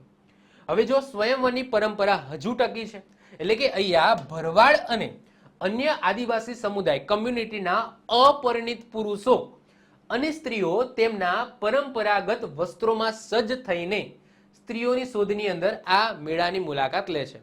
એટલે કે મેળાની અંદર મેળો તો ખરો, પરંતુ સાથે સાથે સ્વયંવર ટાઈપની વસ્તુ પણ આની અંદર થાય છે. અને એની અંદર કઈ રીતના ખબર પડશે સાહેબ કે કોઈ પુરુષ છે એને સ્ત્રી જોઈએ છે, એટલે કે પરણવાની ઉંમર થઈ જાય છે, ટ્રેડિશનલ ડ્રેસની અંદર આવી જશે અને જે રંગબેરંગી છત્રી છે એના નીચે જઈને ઊભો રહેશે. સ્ત્રીને પણ ખબર પડી જશે કે ભાઈ આ રંગબેરંગી છત્રીના નીચે ઊભો રહ્યો છે, એનો મતલબ આને પરણવાની ઈચ્છા છે. ઓકે, એટલે એ જે સ્ત્રીઓ જેને પરણવાની ઈચ્છા હોય એ ક્યાં હશે? તો રંગબેરંગી છત્રીઓની આજુબાજુ ક્યાંક હશે કે ભાઈ કોઈક છોકરો મને દેખાય, સારો દેખાતો હોય, જે રંગબેરંગી છત્રીના નીચે ઊભો હોય, એનો મતલબ એને પરણવું છે. ઓકે, તો આ રીતના એમનો લવ મેરેજ કહો કે તમે જે પણ કહો, પરંતુ આ રીતના પ્રથા છે. અને ઇવન એવું નથી કે ખાલી આ જ મેળાની અંદર, જ્યારે હું તમને આદિવાસીઓના મેળા ચલાવીશ એની અંદર મોસ્ટ ઓફ ધ કેસની અંદર તમને એવા મેળા જોવા મળશે જેની અંદર ક્યાંક ને ક્યાંક સ્વયંવર ટાઈપની, એટલે કે સ્ત્રી અને પુરુષ પોતાનો હમસફર મેળવી શકે એ ટાઈપના મેળા હું ચલાવીશ. તો આદિવાસીઓના મેળા છે હું જ્યારે ચલાવીશ ત્યારે મજા આવવાની છે. ઓકે, ઘણા બધા મેળાઓ છે, એવું નથી કે મેં જે ફેમસ છે ના, આદિવાસીઓના મેળા પણ હું ચલાવીશ, બહુ જ મજા આવશે. ઓકે, તો સ્ત્રીઓની શોધમાં મુલાકાત લે છે. પુરુષો ઉત્કૃષ્ટ રીતે ભરતકામ કરેલી છત્રીઓના નીચે ઊભા રહે છે, જે તેમની વૈવાહિક સ્થિતિ બતાવે છે. કોઈ પુરુષ ઊભો હોય રંગબેરંગી છત્રીનો નીચે, એનો મતલબ કે એને વૈવાહિક સ્થિતિ છે, એટલે કે એને પરણવું છે. જ્યારે સ્ત્રીઓ તેમના વર માટે છત્રીની આસપાસ જાય છે. ઓકે, સ્ત્રીઓ છે એ ક્યાં જશે? તો આ રીતના છત્રીની આસપાસ જશે. તો આવી સરસ મજાની પ્રથા છે એ આ તરણેતરના મેળાની અંદર તમને જોવા મળે છે. અને ત્રિનેશ્વરેશ્વર મહાદેવ મંદિર જે ક્યાં આવેલું છે? સુરેન્દ્રનગર જિલ્લામાં. જે અર્જુન આંખ વિધિ હતી એ ઇતિહાસ સાથે સંકળાયેલું આ મંદિર છે, યાદ રાખીશું. ઓકે, વધીએ આગળ. એના પછી નેક્સ્ટ આવે છે 29મા નંબરે, બહુ ફેમસ છે, બધાને ખબર છે એવું ભવનાથ મંદિર, જે તમને ક્યાં જોવા મળશે? જુનાગઢની અંદર જોવા મળશે. હવે ભવનાથ મંદિરનો ઇતિહાસ તો બધાને ખબર જ છે. ભવનાથ મહાદેવનું મંદિર છે જેની પાસે મૃગીકુંડ જોવા મળશે, અને આ મૃગીકુંડનું મહત્વ પણ બહુ જ છે. ચલો વાત કરીએ આપણે ભવનાથ મંદિરની, જે જુનાગઢમાં જોવા મળશે. તો ભવનાથ મહાદેવ મંદિર એ ભવનાથ ગામમાં ગિરનાર પર્વતના પાયા, એટલે કે તળેટીમાં પૌરાણિક યુગની દંતકથાઓ અને દંતકથાઓમાં સમાવિષ્ટ મંદિર છે. કથા મુજબ આની કથા એવી છે કે જ્યારે શિવ અને પાર્વતી ગિરનાર પર્વતની મુલાકાતે આવ્યા હતા એ સમયે એમના દિવ્ય વસ્ત્રો, એમને જે વસ્ત્ર પહેર્યું હતું તો એમના જે દિવ્ય વસ્ત્રો છે એમાંથી અમુક વસ્તુઓ છે, આજે અહીંયા કુંડ આવેલો છે, મૃગી કુંડ તરીકે ઓળખાય છે, એની અંદર પડ્યા હતા. અને એના કારણે આ મૃગી કુંડનું મહત્વ છે, મૃગી કુંડની અંદર નાહવાનું મહત્વ છે. આજે પણ જે નાગા સાધુઓ છે, નાગા બાવાઓ છે, એ મહાશિવરાત્રિની શોભાયાત્રામાં જોડાયા પહેલા પવિત્ર મૃગી કુંડની અંદર સ્નાન કરે છે. મેળો પોતે એટલો પ્રાચીન છે કે તેની ચોક્કસ ઉત્પત્તિ પણ અજાણ છે. મતલબ કે આ મેળો એટલો પ્રાચીન છે કે એની શરૂઆત ક્યારથી થઈ એ પણ કોઈને નથી ખબર. ભવનાથ મેળો એ 5 દિવસનો હોય છે અને ક્યારે પૂર્ણ થાય છે? મહાશિવરાત્રિના દિવસે પૂર્ણ થાય છે. એટલે કે મહાશિવરાત્રિના આગળના 4 દિવસથી એ મેળાની શરૂઆત થઈ જાય છે. અને એવું કહેવામાં આવે છે કે મહાશિવરાત્રિના દિવસે આ મૃગી કુંડની અંદર જે બાવાઓ છે, જે નાગા બાવાઓ છે, એની અંદર નાહવા પડે છે અને એમાંથી એક ઋષિ, એક બાવો અથવા તમે જે પણ કહો, એ બહાર નથી આવતો. આવી માન્યતા છે. હવે મને નથી ખબર કારણ કે મેં જોયું નથી, પરંતુ જે આજુબાજુના જે લોકો હશે એમને વધારે ખબર હશે તો તમે કહેજો કે આ વસ્તુ સત્ય છે. મતલબ કે મૃગી કુંડની અંદર નાગા બાવાઓ પડે છે નાવા, એમાંથી એક પાછા નથી આવતા. ક્લિયર? તો એ તમે મને કહેજો, મને નથી ખબર, પરંતુ એવી માન્યતા છે. ભગવાન શિવની સૌથી શુભ પૂજા સાથે સમાપ્ત થાય છે અને લોકો માને છે કે આ પવિત્ર દિવસે ભગવાન શિવ પોતે અહીંયા મંદિરના દર્શન કરે છે. ક્લિયર? તો એવું માન્યતા પણ છે. તો આવું મંદિર, સરસ મજાનું મંદિર આવેલું છે ભવનાથ મંદિર. આ મંદિરોની અંદર જે પણ મેળા આવે છે એ મેળાના લેક્ચરની અંદર મેળાની ડિટેલ્સમાં વાત કરીશું. અહીંયા હું જસ્ટ ઉપર છલ્લું લઉં છું, પછી જ્યારે મેળો ચલાવીશ ત્યારે ડીપમાં વાત કરીશું. ઓકે, હવે તમને ભવનાથ મંદિરનું ખબર છે, પરંતુ શું તમને જૂના ભવનાથ મંદિરનું ખબર છે? તો સાહેબ જૂનું ભવનાથ મંદિર ક્યાં આવેલું? તો જૂનું ભવનાથ મંદિર એ તમને સાબરકાંઠાની અંદર જોવા મળશે, મહુની અંદર. હવે ઘણા બધા લોકોને આ મંદિર વિશે નહીં ખબર હોય, ભવનાથ મંદિર ખબર હશે, પરંતુ એક્ઝામની અંદર પૂછાય સાહેબ જૂના ભવનાથ મંદિર ક્યાં આવેલું છે, તો તમે ખોરવાઈ જશો. ઓકે, તો જૂનું ભવનાથ મંદિર કેવું દેખાય છે? સરસ મજાનું દેખાય છે, રમણીય દેખાય છે. દૂરથી આ ઇમેજ તમે જોઈ શકો છો, આ ઇમેજ નજીકનો છે. તો આ છે જૂનું ભવનાથ મંદિર જે મહુની અંદર આવેલું છે, અને મહુ ગામ ક્યાં આવેલું છે? સાબરકાંઠામાં. તો વાત કરીએ જૂના ભવનાથ મંદિરની, તો જૂનું ભવનાથ મંદિર સાબરકાંઠા જિલ્લામાં આવેલા ભિલોડા તાલુકામાં મહુ ગામ ખાતે આવેલું છે. આ સ્થળ એવું નથી કે રિસેન્ટલી બનાવવામાં આવ્યું છે, ના, 1300 વર્ષ જૂનું હોવાનું મનાય છે. એનો જે આધારશિલા છે એના ઉપરથી નક્કી થાય છે કે આ 1300 વર્ષ જૂનું છે. હવે જે રીતના ભવનાથ મંદિર જુનાગઢ મૃગીકુંડ હતું, એ જ રીતના અહીંયા તમને ભૃગુકુંડ જોવા મળશે. કન્ફ્યુઝ ના થતા, ભવનાથ મંદિરે શું હતું? મૃગીકુંડ. જૂના ભવનાથ મંદિરે શું છે? ભૃગુકુંડ. શું છે? ભૃગુકુંડ. તો ભૃગુકુંડને લીધે જાણીતું છે. આ કુંડની માટીથી સ્નાન કરવાથી જે કોઢ છે, જે વ્હાઈટ ધબ્બા પડી જાય છે, તો કોઢના રોગો મટે છે, એવી સ્થાનિક માન્યતા છે. આ સ્થળ પર મહાદેવનું મંદિર તથા ભૃગુ ઋષિના પુત્ર અવન ઋષિનું મંદિર પણ જોવા મળશે. તો ભૃગુ ઋષિના પુત્રનું મંદિર એટલે કે અવન ઋષિનું મંદિર અને મહાદેવનું મંદિર જે જૂના ભવનાથ મંદિર તરીકે ઓળખાય છે. અને કયો કુંડ આવેલો છે? ભૃગુ કુંડ આવેલો છે. આ સ્થળ હાથમતી નદી પર બંધના તટ પર ઉપર અને ડુંગરની વચ્ચે રમણીય સ્થાન છે. એટલે કે એનો નજારો તમે જોઈ શકો છો કે બહુ સિટી વાળા વિસ્તારમાં નથી આવ્યું, સિટીથી દૂર આવેલું છે. શ્રાવણ માસના છેલ્લા સોમવારે તેમજ શિવરાત્રીના દિવસે અહીંયા મેળો ભરાય છે. એટલે કે આજે મેળો ભરાય છે. આજે હું જ્યારે લેક્ચર ચલાવું છું ત્યારે શ્રાવણ મહિનાનો છેલ્લો સોમવાર છે. ઓકે, તો શ્રાવણ મહિનાનો છેલ્લો સોમવાર એટલે કે આજે ત્યાં મેળો ભરાશે. ઓકે, તો તમારે જવું હોય તો જતા રહેજો. જો કોઈ હોય સાબરકાંઠાનું નજીકનું તો મેળામાં ખાસ જજો. ઓકે ઓકે, તો આ થઈ ગયું જૂનું ભવનાથ મંદિર. ઓકે, તો ભવનાથ મંદિર પણ યાદ રાખીશું, જૂનું ભવનાથ મંદિર પણ યાદ રાખીશું. ઓકે, એના પછી 31મા નંબરે જે મંદિર આવે છે એ છે જસમલનાથજી મહાદેવ મંદિર, જે મહેસાણામાં આવેલું છે. આ મંદિરનું રિસેન્ટલી રિનોવેશન કરવામાં આવ્યું છે, તો ઘણા બધા લોકોને ખબર હશે. જો કરંટ અફેર્સ વાંચતા હશે તો એમને ખબર હશે, અને જે મહેસાણાના હશે તો એમને તો ખબર જ હશે. બાકી જો કોઈ બીજા જિલ્લાના હશે તો એમને નહીં ખબર હોય. આ જે મંદિર છે એટલે કે જસમલનાથજી મહાદેવ મંદિર છે, એને વૈજનાથ મહાદેવ મંદિર તરીકે પણ ઓળખવામાં આવે છે. ક્લિયર? જેનું રિસેન્ટલી રિનોવેશન થયું છે. તો જસમલનાથજી મહાદેવ મંદિર એ મહેસાણા જિલ્લાના વિજાપુર તાલુકાના આસોડા ગામમાં આવેલું છે. કયા ગામમાં? આસોડા ગામમાં આવેલું છે. અને આ મંદિરને વૈજનાથ મહાદેવ મંદિર તરીકે પણ ઓળખવામાં આવે છે. આ મંદિર બહુ પ્રાચીન છે, જોવાથી જ તમને ખબર પડી જાય છે કેટલું પ્રાચીન છે. તમને 3 મંદિરો તમને જોવા મળશે, સરસ મજાના પગથિયા તમને જોવા મળશે. આ મંદિર 12મી સદીમાં સોલંકી શાસક સિદ્ધરાજ જયસિંહના શાસન દરમિયાન બાંધવામાં આવ્યું હતું. આ ગર્ભગૃહની ઇમેજ છે, જેમાં તમે જોઈ શકો છો સરસ મજાના ભગવાનના સ્વરૂપ શિવલિંગની સ્થાપના કરેલી છે, પૂજા કરવામાં આવે છે. આ મંદિર ભારતીય પુરાતત્વ સર્વેક્ષણ દ્વારા સુરક્ષિત અને જાળવવામાં આવેલ રાષ્ટ્રીય મહત્વનું સ્મારક છે, જે ગર્ભગૃહ, મંડપ અને તોરણનો પણ સમાવેશ કરે છે. તમને અહીંયા તોરણ જોવા મળશે આગળના ભાગની અંદર, અંદર ગર્ભગૃહ છે, ઉપર તમને શિખર જોવા મળશે, મંડપ જોવા મળશે. તો એવું સરસ મજાનું મંદિર છે. જસમલનાથજી મહાદેવ મંદિર એ સમયમાં પંચાયતન હતું. એ સમયમાં અત્યારે તમે જોશો કે 3 મંદિરો જોવા મળે છે. અહીંયા પાછળ પણ તમને એક મંદિર જોવા મળે છે, પરંતુ એ સમયમાં પહેલા અહીંયા એક મંદિર હતું, એ આઈ થિંક તૂટી ગયું છે, જો હાલત અત્યારે નથી. તો એ સમય પંચાયતનનો મતલબ શું થાય? એક મુખ્ય મંદિર, 4 આજુબાજુના મંદિર. એક દુર્લભ ઉદાહરણ છે, 4 ખૂણામાં મંદિરો ખંડેર થઈ ગયા છે. એ દેખાય છે, આ બધા ખંડેર થઈ ગયા છે.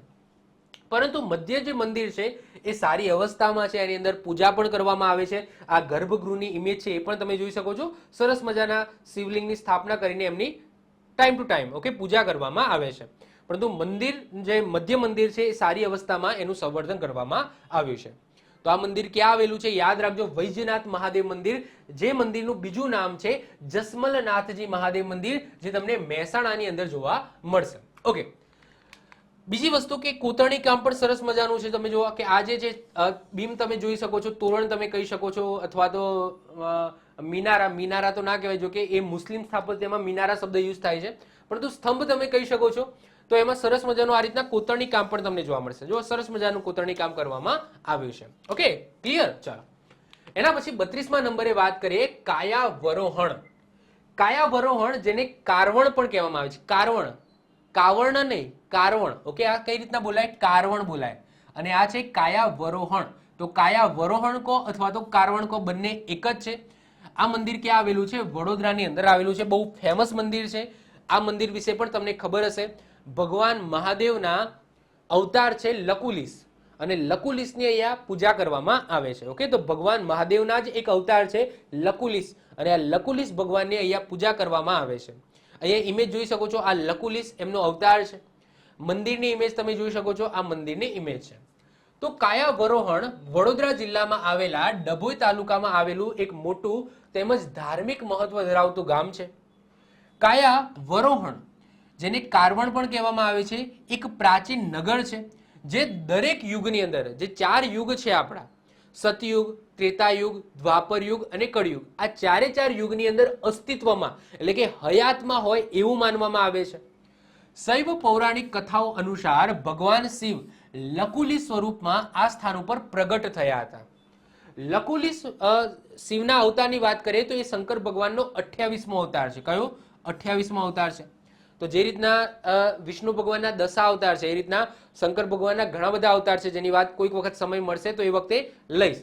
પરંતુ 28મો અવતાર એવું માનવામાં આવે છે. પૌરાણિક કથાઓ અને પુરાણો અનુસાર અહીંથી ભગવાન શિવ બ્રાહ્મણ એટલે કે બાળક સ્વરૂપમાં ઉતર્યા હતા. અહીંયા તમે ઇમેજ પણ તમે જોઈ શકો છો. તો એ ઇમેજ પણ તમે જોશો ને તો બાળક સ્વરૂપે જે લકુલિશ અવતારના રૂપમાં અહીંયા ઉતર્યા છે. તો આ શબ્દ છે એ કઈ રીતના આવે એનું પણ અહીંયા મહત્વ સમજાવ્યું છે. તો પૌરાણિક કથાઓ અનુસાર, પુરાણો અનુસાર અહીંથી ભગવાન શિવ બ્રાહ્મણ એટલે કે બાળકના રૂપમાં અહીંયા ઉતર્યા હતા. આ રીતના આ સ્થળ કાયાવરોહણ. હવે આ કાયાવરોહણમાં જે શબ્દ છે કાયા, કાયાનો મતલબ થાય શરીર, અને અવરોહણ એનો મતલબ થાય ઉતરવું. એનો મતલબ ભગવાન શિવ જાતે ઉતર્યા હતા પોતાના શરીર રૂપમાં. જો નોર્મલી તમે જુઓ કે શંકર ભગવાન છે એ શિવલિંગના રૂપમાં ઉતરે છે, પરંતુ અહીંયા પોતે પોતાની બોડી સાથે, શરીર સાથે તમે ઇમેજ જોઈ શકો છો એ રીતના ઉતર્યા. એટલા માટે અહીંયા જે જગ્યા છે એનું નામ કાયાવરોહણ પડ્યું. ક્લિયર? ચલો, લકુલિશ અને કારવણ મંદિરો 12મી સદીના પાછળના ભાગમાં હિન્દુ સંત કૃપાલવાનંદ દ્વારા અહીંયા બાંધવામાં આવ્યા છે. તો આ મંદિરો તમે જોશો એ કોને બાંધ્યા છે? તો 12મી સદીના પાછળના ભાગમાં હિન્દુ સંત કૃપાલવાનંદ દ્વારા બાંધવામાં આવ્યા છે. એના પછી આગળ વાત કરીએ, હજુ છે અહીંથી સંખ્યાબંધ તાંબાના સિક્કા અને એક પથ્થરની મૂર્તિ મળી આવી છે, જે કાર્તિકેયની છબી અને ઉમા મહેશ્વરની મૂર્તિ છે. એ અહીંથી મળી આવેલા પુરાતત્વ નમૂના છે જે સ્થાનિક રીતે સંગ્રહાલયની અંદર મૂકવામાં આવ્યા છે. તો અહીંયા પ્રાચીન મૂર્તિઓ પણ મળી આવી છે. તમે જોઈ શકો છો આ એક પ્રાચીન શિવલિંગ છે. જ્યારે એવું કહેવાય છે કે જ્યારે આ જે મંદિર છે એના ઉપર જ્યારે આક્રમણ થયું તો આક્રમણકારીઓએ બધું તહેસ નહેસ કરી નાખ્યું, પરંતુ એક જ વસ્તુ હતું જે તહેસ નહેસ નથી થઈ, મતલબ કે એનો વિધ્વંસ નહોતો થયો, એ હતું મંદિરનું શિવલિંગ. અને આ એ જ મંદિરમાં આવેલું શિવલિંગ છે જે હજુ પણ એ સમયનું અસ્તિત્વ ધરાવે છે. તો એવું કહેવામાં આવે છે. અહીંયા લકુલિશ મંદિરની બાજુમાં જ જે આ મંદિર છે અત્યારનું નવું મંદિર છે, પરંતુ જે જૂનું મંદિર છે એ આ રીતના ખંડેર અવસ્થામાં તમને જોવા મળશે. તો કારવણ ખાતે શિવ મંદિરો આક્રમણ વડે નાશ પામ્યા હતા, પરંતુ જે શિવલિંગ છે એ શિવલિંગ જળવાઈ રહ્યું હતું. એ શિવલિંગ તમે અહીંયા જોઈ શકો છો. એવું માનવામાં આવે છે કે સતયુગની અંદર જે ઈચ્છાપુરી, ત્રેતાયુગની અંદર માયાપુરી અને દ્વાપર યુગમાં મેઘાવતી છે, એ જ રીતના વર્તમાનમાં એટલે કે કળિયુગની અંદર શું છે? આ કાયાવરોહણ છે. આ રીતના આ ગામની આ ઉપમા આપવામાં આવી છે. તમે જુઓ કે એવું માનવામાં આવે છે કે સતયુગની અંદર જે ઈચ્છાપુરી હતું, ત્રેતાયુગમાં જે માયાપુરી હતું, દ્વાપર યુગમાં જે મેઘાવતી હતું, એ જ રીતના વર્તમાન કળિયુગની અંદર આ કાયાવરોહણ છે. હાલમાં કાયાવરોહણ મંદિરમાં એક ભૂગર્ભ ધ્યાન ગુફા છે. તેનો ઉપયોગ એકાંત અને ધ્યાન માટે થાય છે. મહાશિવરાત્રી કાયાવરોહણનો સૌથી પ્રખ્યાત તહેવાર છે.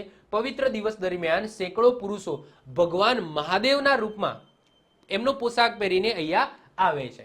તો આવું સરસ મજાનું મંદિર કાયાવરોહણ અથવા તો જેને કારવણ પણ કહેવામાં આવે છે, જેમાં ભગવાન શિવના લકુલિશ અવતારનું મંદિર તમને જોવા મળશે. ક્યાં આવેલું છે? યાદ રાખજો, બરોડા, વડોદરાની અંદર આવેલું છે આ મંદિર. ક્લિયર? તો આ અત્યારનું મંદિર છે, આ પ્રાચીન મંદિર છે, અને પ્રાચીન શિવલિંગ પણ તમને જોવા મળશે. ક્લિયર? તો ખાસ યાદ રાખજો આટલી ડિટેલ્સ. ઓકે, નેક્સ્ટ આવે છે 33મા નંબરનું, જે ઘણા બધા સ્ટુડન્ટને નહીં ખબર હોય, એ છે EME મંદિર. શું છે?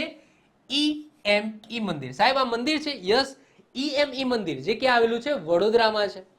સાહેબ EME મંદિરનો મતલબ શું થાય? એનો મતલબ હું આગળ કહું છું, પહેલા મંદિર તમે જો. તો આ મંદિર છે. તમને પહેલી નજરે તો આ મંદિર નહીં લાગે, પરંતુ એલ્યુમિનિયમના પતરાનો ઉપયોગ કરીને આ મંદિર બનાવવામાં આવ્યું છે. એલ્યુમિનિયમના પતરાનો. આ કદાચ એવું પહેલું મંદિર હશે જેમાં પથ્થરનો કે કોઈ શિલાનો ઉપયોગ નથી કરવામાં આવ્યો. એલ્યુમિનિયમના પતરાથી જ આખું મંદિર બનાવવામાં આવ્યું છે. મંદિરની વાત કરીએ તો એની અંદર તમે જુઓ કે શિવ ભગવાન છે, પરંતુ એમની જે મૂર્તિ છે તમને થોડી ઓડ લાગશે, કારણ કે દક્ષિણામૂર્તિ છે. કેવી? દક્ષિણામૂર્તિ મૂકેલી છે. તો આ મંદિરની વાત કરીએ કે EME મંદિર, તો EME મંદિર અથવા તો દક્ષિણામૂર્તિ મંદિર, આ મંદિરને દક્ષિણામૂર્તિ મંદિર પણ કહેવામાં આવે છે, પરંતુ ફેમસ નામ છે EME મંદિર. વડોદરા જિલ્લાના ફતેહગંજ વિસ્તારની અંદર આવેલું છે.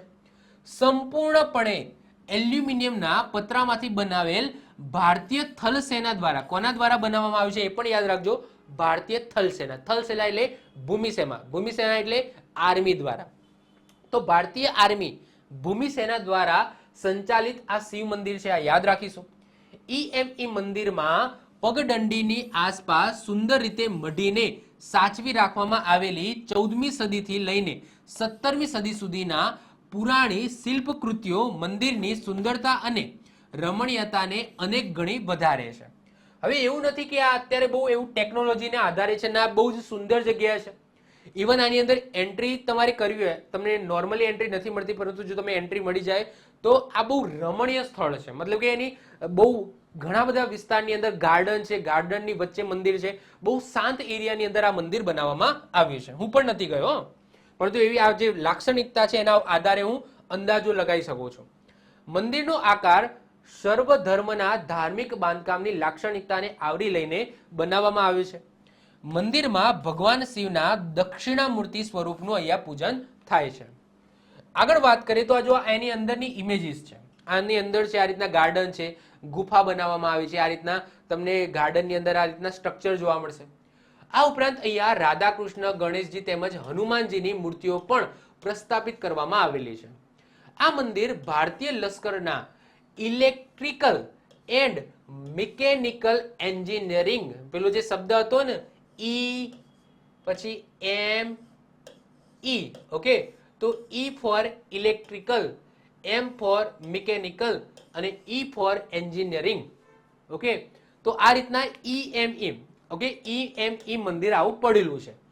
તો આ મંદિર ભારતીય લશ્કરના ઇલેક્ટ્રિકલ એન્ડ મિકેનિકલ એન્જિનિયરિંગ વિભાગના તાલીમ મથકના વિસ્તારમાં આવેલું છે. લશ્કરના પ્રતિબંધિત વિસ્તારમાં આવેલ હોવાથી મંદિર સુધી પહોંચવા કેટલીક ઔપચારિકતાનું પાલન કરવું પડે છે, એટલે કે તમે આસાનીથી નહીં જઈ શકો. અમુક પરમિશન છે, અમુક રૂલ્સ અને રેગ્યુલેશન છે, એ તમારે ફોલો કરવા પડશે. પરંતુ તેમાંથી પસાર થયા બાદ મંદિરના વાતાવરણનો આહલાદાયક અનુભવ જીવન પર્યંત યાદ રહે એવો છે. અહીંનું આકર્ષક સ્થાપત્ય નિહાળવા માટે આસ્થાળુઓ ઉપરાંત અન્ય પ્રવાસીઓ પણ આવતા હોય છે. આ મંદિરમાં કેમેરાનો ઉપયોગ કરવો સખ્ત મનાય છે. અંદર નહીં, બહાર પણ નહીં. કેમેરો નોટ અલાઉડ. આ તો જસ્ટ ઇમેજો ગૂગલ ઉપરથી મળી તો આવી ઇમેજીસ મળી, બાકી નોટ અલાઉડ છે. ક્લિયર? બીજી વસ્તુ કે જે લોકો વડોદરાના હશે, નજીકના વિસ્તારના હશે, એમને આ મંદિર વિશે ખબર હશે. બાકી મને નથી લાગતું કે ભાઈ બીજા જિલ્લાના જે પણ મતલબ કે સ્ટુડન્ટ હોય એમને ખબર હોય. તો આવું સરસ મજાનું મંદિર પણ છે EME મંદિર, જે તમને વડોદરામાં જોવા મળશે. ટોટલી એલ્યુમિનિયમ પતરામાં બનાવવામાં આવ્યું છે. તો ઘણા બધા ક્વેશ્ચનો અહીંયાથી નીકળે. નીચેનામાંથી કયું મંદિર સંપૂર્ણપણે એલ્યુમિનિયમ પતરામાં બનાવવામાં આવ્યું છે? EME મંદિર, જેનું બીજું નામ શું છે? દક્ષિણામૂર્તિ મંદિર. ભગવાન મહાદેવની દક્ષિણામૂર્તિ જે મૂર્તિ છે એની પૂજા અહીંયા કરવામાં આવે છે. ક્લિયર? ચલો, એના પછી નેક્સ્ટ આવે છે રૂકમણી મંદિર. રૂકમણી મંદિર બધાને ખબર હશે, બહુ ફેમસ મંદિર છે, જે તમને દેવભૂમિ દ્વારકા જિલ્લાની અંદર જોવા મળશે, નોટ અ પોરબંદર. તો દેવભૂમિ દ્વારકા જિલ્લામાં દરિયા કિનારે તમને સરસ મજાનું રૂકમણી મંદિર જોવા મળશે. રૂકમણી કોણ હતા? કૃષ્ણ ભગવાનના વાઇફ હતા. રૂકમણીને કૃષ્ણ ભગવાન રથમાં બેસાડીને, અપહરણ તો શબ્દ યુઝ ના કરી શકાય, કારણ કે રૂકમણી છે એ પોતે પોતાના શું કહેવાય, ઓકે, પોતાની રીતના નહીં, સ્વેચ્છાએ, ઓકે, સ્વેચ્છાએ કૃષ્ણ ભગવાન સાથે આવ્યા હતા. હવે એકચ્યુઅલી થાય છે એવું કે રૂકમણીનો ભાઈ હોય છે રૂકમી, અને રૂકમણીનું જે રાજ્ય છે એ કયું છે? અરુણાચલ પ્રદેશ. અરુણાચલ પ્રદેશ તમને ખબર છે છેક પૂર્વ ખૂણામાં આવેલું છે. અને કૃષ્ણ ભગવાન ક્યાં છે? દ્વારકામાં છે. એટલે કે કૃષ્ણ ભગવાન પશ્ચિમ સાઈડ ખૂણામાં છે. રૂકમણીનો જે પ્રદેશ છે એ છેક અરુણાચલ પ્રદેશ કહેવામાં આવે છે, છેક પૂર્વ બાજુ ખૂણામાં છે. રૂકમી એનો ભાઈ હોય છે, એના લગ્ન એમના પસંદ નથી હોતા એવી જગ્યાએ કરાવવા માંગે છે. તો રૂકમણી છે એ કૃષ્ણ ભક્ત હોય છે. તો એ કૃષ્ણ ભગવાનને પત્ર લખે છે કે ભાઈ મને લઈ જાઓ, ઓકે, મારે લગ્ન નથી કરવા. કૃષ્ણ ભગવાન જાય છે રથ લઈને. આઈ થિંક એ વખતે અર્જુન પણ સાથે હોય છે. તો રૂકમણીને લઈને જાય છે, મતલબ કે રથ લઈને જાય છે, રૂકમણીને ઉઠાવે છે. ક્યાંથી? તો અરુણાચલ પ્રદેશથી. ત્યાંથી આવે છે, દ્વારકા આવે છે, અને દ્વારકામાં અહીંયા લગ્ન કરે છે. ક્લિયર? તો આખી સ્ટોરી છે. ઓકે, તો વાત કરીએ રૂકમણી મંદિરની. તો આના રૂકમણી મંદિર કેમ છે એના પાછળ પણ સ્ટોરી છે, જેમાં દુર્વાસા ઋષિનો હાથ છે એની પણ વાત કરીએ. તો રૂકમણી દેવીનું મંદિર તમને દેવભૂમિ દ્વારકા જિલ્લાના દ્વારકાથી 2 કિલોમીટરના અંતરે શ્રી કૃષ્ણની પટરાણી રૂકમણી, જે રૂકમણી આ રીતના પણ લખાય છે, રૂકમણી અથવા તો રૂકમણી, જેમને સમર્પિત આ મંદિર છે. આ દેવસ્થાન 2500 વર્ષ જૂનું હોવાનું માનવામાં આવે છે, પરંતુ હાલના બાંધકામ પરથી સાંપ્રત મંદિર 12મી સદીનું હોય એવું માનવામાં આવે છે. પરંતુ આનો જે ઇતિહાસ છે એ 2500 વર્ષ કરતા પણ જૂનો છે. હવે દંતકથા એવી છે કે દુર્વાસા ઋષિ એ કૃષ્ણ ભગવાન અને રૂકમણીના ત્યાં આવે છે જમવા માટે. હવે કૃષ્ણ ભગવાન અને રૂકમણી છે જે ભોજન છે એ શેમાં લાવે છે? રથમાં લાવે છે, જાતે ખેંચીને લાવે છે. હવે રસ્તામાં એવું થાય છે કે રૂકમણીને તરસ લાગે છે. હવે રૂકમણીને તરસ લાગી તો કૃષ્ણ ભગવાને શું કર્યું? તો પોતાનો અંગૂઠો છે એ જમીનની અંદર ગાળ્યો, અને ત્યાંથી પાણીમાંથી, મતલબ કે એ જગ્યાએથી જ્યાં અંગૂઠો ખોસ્યો ત્યાં ગંગા નદી નીકળી, અને રૂકમણીએ છે પોતાની તરસ છુપાવી. હવે ત્યાં દુર્વાસા ઋષિ હતા. હવે કૃષ્ણ ભગવાને દુર્વાસા ઋષિને ન પૂછ્યું, એટલે દુર્વાસા ઋષિને ખોટું લાગી ગયું. પાણી વિશે ન પૂછ્યું, એટલે કે પાણી ધર્યું નહીં. ઓકે, તો દુર્વાસા ઋષિને ખોટું લાગી ગયું અને એના કારણે શ્રાપ આપી દીધો. તમને જોશો કે ઇતિહાસની અંદર જો સૌથી વધારે કોઈ ઋષિએ શ્રાપ આપ્યો હોય તો એ દુર્વાસા ઋષિએ. ક્લિયર? બહુ જ શ્રાપ આપે છે. ઇવન કૃષ્ણ ભગવાનનું જે મૃત્યુ થાય છે ને એમાં ગાંધારીનો શ્રાપ હોય છે, સાથે સાથે આઈ થિંક દુર્વાસા ઋષિનો પણ શ્રાપ હોય છે. એની વાત પણ કરીશું જ્યારે ઇતિહાસ ચલાવીશું. તો રૂકમણીએ તે પાણીનો પીને તરસ छिपाવી, પરંતુ પોતાને પાણી માટે ન પૂછતા, એટલે કે દુર્વાસા ઋષિને ન પૂછતા દુર્વાસા ઋષિને અપમાનજનક લાગ્યું, અને એમને રૂકમણીને તેના પતિથી અલગ રહેશે એવો શ્રાપ આપ્યો. એટલા માટે એ દ્વારકાનું જે મંદિર છે ત્યાંથી અલગ દૂર રૂકમણીનું જે મંદિર છે અહીંયા ત્યાં આવીને વસ્યા, અથવા તો આ રીતના દૂર થઈ ગયા. ક્લિયર? તો આવી સ્ટોરી છે. ઓકે, વાત કરીએ રૂકમણી મંદિરની અંદર તો સરસ મજાનું કોતરણી કામ છે. અહીંયા તમે જોઈ શકો છો મંદિરના બાહ્ય દિવાલ ઉપર દેવી દેવતાઓના શિલ્પો કંડાયેલા છે, અને ગર્ભગૃહમાં રૂકમણીની મૂર્તિ આવેલી છે. મંદિરના સ્તંભો પર માનવ આકૃતિઓ અને હાથીઓનું નિરૂપણ તમને જોવા મળશે. આ મંદિર સુપ્રસિદ્ધ રાજા ઉગ્રસેન દ્વારા બનાવવામાં આવ્યું હતું એવું માનવામાં આવે છે, જેઓ ભગવાન કૃષ્ણ અને રૂકમણીના ભક્ત હતા. તો અહીંયા જે મંદિર છે કોને બંધાવ્યું છે? તો રાજા ઉગ્રસેને, જે કૃષ્ણ અને રૂકમણીના ભક્ત હતા. આ મંદિર ભગવાન કૃષ્ણ અને રૂકમણીના લગ્નનું સ્થાન હોવાનો પણ દાવો કરવામાં આવે છે. પૌરાણિક કથાઓ અનુસાર ભગવાન કૃષ્ણએ રૂકમણી સાથે ગુપ્ત રીતે લગ્ન કરવા પડ્યા હતા, કારણ કે એમના પિતા તેનીના લગ્ન કોઈ અન્ય સાથે કરાવવા માંગતા હતા. મેં સ્ટોરી મેં વાત કરી એમ ભાઈનું નામ રૂકમી હતું. ઓકે, એમના પિતા રાજ કરતા હતા, એની વાત નથી થતી. ક્લિયર? તો સરસ મજાનું રૂકમણી મંદિર છે. કોતરણી કામ તમે જોઈ શકો છો, સરસ મજાના દેવી દેવતાઓનું કોતરણી કામ અહીંયા જોવા મળશે. અહીંયા અલગ અલગ ગોખલા પણ તમને જોવા મળશે, જ્યાં દેવી દેવતાઓ તમને જોવા મળશે, જે અત્યારે થોડા ખંડેલ અવસ્થામાં તમને જોવા મળશે. તો આવું સરસ મજાનું મંદિર આવેલું છે રૂકમણી મંદિર, જે તમને ક્યાં જોવા મળશે? તો કૃષ્ણ ભગવાનના પત્ની છે, તો કૃષ્ણ ભગવાનની ભૂમિ દેવભૂમિ દ્વારકા જિલ્લાની અંદર જ મંદિર જોવા મળશે. આ ગર્ભગૃહની મૂર્તિ તમને મેં બતાવી છે, આ છે રૂકમણી દેવી. ક્લિયર? ચલો, એના પછી નેક્સ્ટ આવે છે જગન્નાથ મંદિર. હવે કૃષ્ણ ભગવાનના મંદિરો શરૂ થયા છે, તો રૂકમણી મંદિર જે એમને લગતા છે. હવે જગન્નાથ મંદિરની વાત કરીએ. જગન્નાથ મંદિર અમદાવાદની અંદર આવેલું છે, અને આ જગન્નાથ મંદિર કેમ ફેમસ છે? તો જગન્નાથ રથયાત્રા માટે ફેમસ છે. હવે રથયાત્રા છે એ મુખ્ય કયા રાજ્યની છે? તો બધાને ખબર છે સાહેબ, પુરીની. પુરી ક્યાં આવેલું છે? ઓડિશામાં આવેલું છે, જે જગન્નાથ પુરી તરીકે ઓળખાય છે. તો સૌથી બેસ્ટ ઓફ ધ બેસ્ટ, સૌથી મોટી મોટી નહીં મોટી તો સૌથી મોટી રથયાત્રા છે એ ક્યાં નીકળે છે? તો બધાને ખબર છે જગન્નાથપુરી ઓડિશામાં નીકળે છે. એના પછી બીજા નંબરની સૌથી મોટી રથયાત્રા છે એ ક્યાંથી નીકળે છે? કલકત્તામાંથી નીકળે છે. એટલે કે જે પશ્ચિમ બંગાળ છે એનું કલકત્તા છે, ત્યાં બીજા નંબરની સૌથી મોટી રથયાત્રા નીકળે છે ભગવાન જગન્નાથની. અને ત્રીજા નંબરની સૌથી મોટી રથયાત્રા છે એ આપણા અમદાવાદમાં આ જગન્નાથ મંદિર છે ત્યાંથી નીકળે છે. તો રથયાત્રાઓની વાત કરીએ તો એમાં ત્રીજો ક્રમ આવે છે. ત્રીજા નંબરની સૌથી મોટી રથયાત્રા આપણા અમદાવાદમાંથી નીકળે છે. તો વાત કરીએ આપણે જગન્નાથ મંદિરની, તો જગન્નાથ મંદિર એ અમદાવાદ શહેરમાં હિન્દુ ભગવાન જગન્નાથને સમર્પિત છે. હવે જગન્નાથમાં તમે જોઈ શકો છો કે જગન્નાથમાં આપણા કૃષ્ણ ભગવાન જ છે, કૃષ્ણ ભગવાન છે, બલરામ છે, તો એ જ તમને જોવા મળશે. તો જગન્નાથ મંદિર એ અમદાવાદ શહેરમાં હિન્દુ ભગવાન જગન્નાથને સમર્પિત છે. આ મંદિર તેના વાર્ષિક રથ ઉત્સવ રથયાત્રા માટે પ્રસિદ્ધ છે. તે પુરીમાં રથયાત્રા અને કોલકાતાના રથયાત્રા પછી ત્રીજી સૌથી મહત્વપૂર્ણ અને સૌથી મોટી રથયાત્રા છે. મંદિર દરરોજ સવારે 4:30 થી બપોરે 1 વાગ્યા સુધી અને બપોરે 3 થી લઈને 9 વાગ્યા સુધી ભક્તો માટે ખુલ્લું રહે છે. રથયાત્રા અમદાવાદ શહેરના વિવિધ વિસ્તારોમાંથી પસાર થાય છે અને લગભગ 14 કિલોમીટરનું અંતર કાપે છે. આ યાત્રા સરસપુર ખાતે અટકે છે. શરૂઆત મંદિરથી થાય છે. 14 કિલોમીટરનું અંતર કાપીને સરસપુર ખાતે આ રથયાત્રા છે એ ઊભી રહે છે, એનો વિરામ થાય છે અને ત્યાં ભક્તો છે એ સમૂહ મહાભોજન કરે છે, એટલે કે જમે છે. આગળ વાત કરીએ બ્રહ્માજી મંદિર. ક્લિયર? તો જગન્નાથ મંદિર ક્યાં આવેલું છે? બહુ ફેમસ છે, તમને ખબર જ હશે, અમદાવાદમાં આવેલું છે. જગન્નાથની જે રથયાત્રા છે એ રથયાત્રાના કારણે આ મંદિર ફેમસ છે.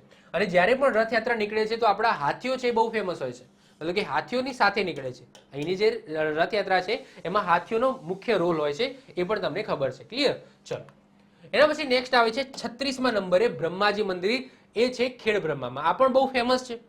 ફેમસ એટલા માટે છે કે આખા ભારતની અંદર બ્રહ્માજીના માત્ર 2 જ મંદિરો છે.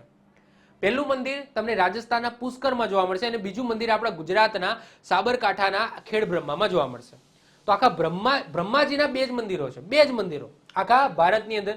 તો એના પાછળ પણ પૌરાણિક સ્ટોરી છે જે હું અત્યારે નહીં કહું, કહી દઉં. ઓકે, તો જ્યારે શંકર ભગવાન છે, મતલબ કે શંકર ભગવાને નક્કી કર્યું કે સૌથી મોટું કોણ, એટલે એકચ્યુઅલી બાજવાનું થાય છે કે બાજવાનું એવું થાય છે બ્રહ્માજી અને વિષ્ણુ ભગવાન વચ્ચે બાજવાનું થાય છે કે હું મોટો હું મોટો હું મોટો હું મોટો હું મોટો હું મોટો. ઓકે, તો શંકર ભગવાન વચ્ચે આવે છે અને કહે છે કે ભાઈ હા, આ એક કમળ છે, કમળની દંડી છે. હવે આ કમળની દંડીનો જે છેલ્લો ભાગ છે એ તમારા બેમાંથી જે પણ પહેલા શોધી દે તો એ સૌથી મોટું. બ્રહ્માજી છે ઉપર જાય છે, વિષ્ણુ ભગવાન નીચે જાય છે, બંને એક જાય છે, પરંતુ બંનેમાંથી કોઈને એનો છેડો મળતો નથી. બ્રહ્માજી આવે છે, ખોટું બોલે છે. બ્રહ્માજી ખોટું બોલે છે કે મને છેડો મળી ગયો, પણ એકચ્યુઅલી મળ્યો હતો નથી. તો શંકર ભગવાન ક્રોધિત થઈ જાય છે અને એમને કહી દે છે, બ્રહ્માજીને કહી દે છે કે તમારી પૂજા ક્યાંય થશે નહીં. એટલા માટે બ્રહ્માજીના મંદિરો બહુ ઓછા જોવા મળે છે. ક્લિયર? બહુ ઓછા જોવા મળે છે. સર્જનહાર છે, પૃથ્વીનું સર્જન બ્રહ્માજીએ કર્યું, પાલન વિષ્ણુ ભગવાન કરે છે, પરંતુ બ્રહ્માજીના મંદિરો તમને નહિવત પ્રમાણમાં જોવા મળશે. ક્લિયર? મેં કીધું એમ ભારતમાં માત્ર 2 છે એવા મંદિરો જે ડેડિકેટેડ બ્રહ્માજીને સમર્પિત હોય, એવા માત્ર 2 જ મંદિરો છે. ઓકે, ચલો વાત કરીએ. તો સમગ્ર ભારતમાં બ્રહ્માજીને સમર્પિત માત્ર 2 જ મંદિરો છે. એક રાજસ્થાનના પુષ્કરમાં છે અને બીજું તમને સાબરકાંઠાના ખેડ બ્રહ્મામાં જોવા મળશે. M.A. ઢાંકના જણાવ્યા અનુસાર તે ચાલુક્ય રાજા કર્ણના શાસન દરમિયાન 11મી સદીના 3જા ક્વાર્ટરની અંદર બનાવવામાં આવ્યું છે આ બ્રહ્માજીનું મંદિર ખેડ બ્રહ્માની અંદર. તમે એ જોઈ શકો છો આ ખેડ બ્રહ્માની અંદર વાત કરીએ તો વચ્ચે બ્રહ્માજી છે, એક બાજુ ગાયત્રી માતા છે અને બીજી બાજુ સાવિત્રી માતા છે. તો સાવિત્રી માતા, ગાયત્રી માતા અને વચ્ચે તમને બ્રહ્માજી જોવા મળશે. બ્રહ્માજીના તમને હાથ તમે જોશો તો 1 2 3 4 હાથ છે અને મુખની વાત કરીએ તો 3 મુખ છે. મૂર્તિમાં તમે જો 3 જ મુખ તમને જોવા મળશે, એક પાછળ હશે પરંતુ મૂર્તિની અંદર નથી બનાવવામાં આવે અને 4 હાથ તમને જોવા મળશે. બીજી બાજુ તમે નીચે જોશો તો ત્યાં તમને હંસ જોવા મળશે. જો એ દેખાય છે હંસ, તો હંસ પણ તમને અહીંયા જોવા મળશે. ઓકે, તો આપણે હતા કઈ અહીંયા પૂર્વાભિમુખ બ્રહ્મા મંદિર ગામની મધ્યમાં આવેલું છે. શિખર મંડપ ઉપર ગુંબજ છે, ગુંબજ તમે જોઈ શકો છો અને દરવાજો નાશ પામ્યો હતો જેને પાછળથી ઈંટો અને મોટારમાં ફરીથી બાંધવામાં આવ્યો છે. 57 ફૂટ લાંબુ, 30 ફૂટ પહોળું અને 36 ફૂટ ઊંચું છે. ગર્ભગૃહ 32 ફૂટ પહોળું અને આંતરિક ભાગમાં કોઈ પણ તમને સુશોભન કોતરણી જોવા મળશે નહીં. જો પ્લેન દિવાલો છે, દેખાય છે, પ્લેન દિવાલો તમને જોવા મળશે, કોઈ કોતરણી કામ જોવા નહીં મળે. 3 મુખવાળા, મુખ 3 છે અને હાથ કેટલા છે? 4. 4 હાથવાળા બ્રહ્માજીની છબી તમને જોવા મળશે, જેમની બંને બાજુએ સાવિત્રી દેવી અને ગાયત્રી દેવી જોવા મળશે. અને છબીની નીચે તમને જુઓ તો બંને બાજુએ શું જોવા મળશે? હંસ જોવા મળશે. તો જે મેં અહીંયા ઇમેજની અંદર બતાવી એ જ વસ્તુ અહીંયા લખેલી છે. તો આવું સરસ મજાનું બ્રહ્માજીનું મંદિર ક્યાં જોવા મળશે? ખેડ બ્રહ્મામાં. અને વિશેષ એટલા માટે છે કારણ કે આખા ભારતમાં બ્રહ્માજીના ડેડિકેટેડ 2 મંદિર છે, એમાંથી એક આપણા ગુજરાતની અંદર આવેલું છે, એટલા માટે આ મહત્વપૂર્ણ થઈ જાય છે. ઓકે, એના પછી 37મા નંબરે આવે છે ગોપ મંદિર. અને આ ગોપ મંદિર ક્યાં આવેલું છે? તો ગોપ મંદિર જામનગરની અંદર આવેલું છે. અત્યારે ખંડેર અવસ્થામાં તમને જોવા મળશે, કોઈ મૂર્તિ એની અંદર અત્યારે હાલ જોવા મળતી નથી. ઓકે, તો તમે વાત કરીએ ગોપ મંદિરની, તો ગોપ મંદિર ક્યાં છે? જામનગરમાં છે. જામનગરમાં ક્યાં એ વાત કરીએ તો ગોપ મંદિર એ જામનગર જિલ્લાના જામજોધપુર તાલુકાના જીનાવરી ગામમાં આવેલું છે, જે એક સૂર્ય મંદિર છે, જે ગુજરાતના સૌથી પ્રાચીન પથ્થરોના મંદિરોમાંનું એક છે. મૂળ મંદિર છે એ ચોરસ યોજના આની અંદર તમને જોવા મળશે. મંડપ અને ઢંકાયેલ પરિક્રમા માર્ગ હતો, જે અત્યારે ખોવાઈ ગયો છે.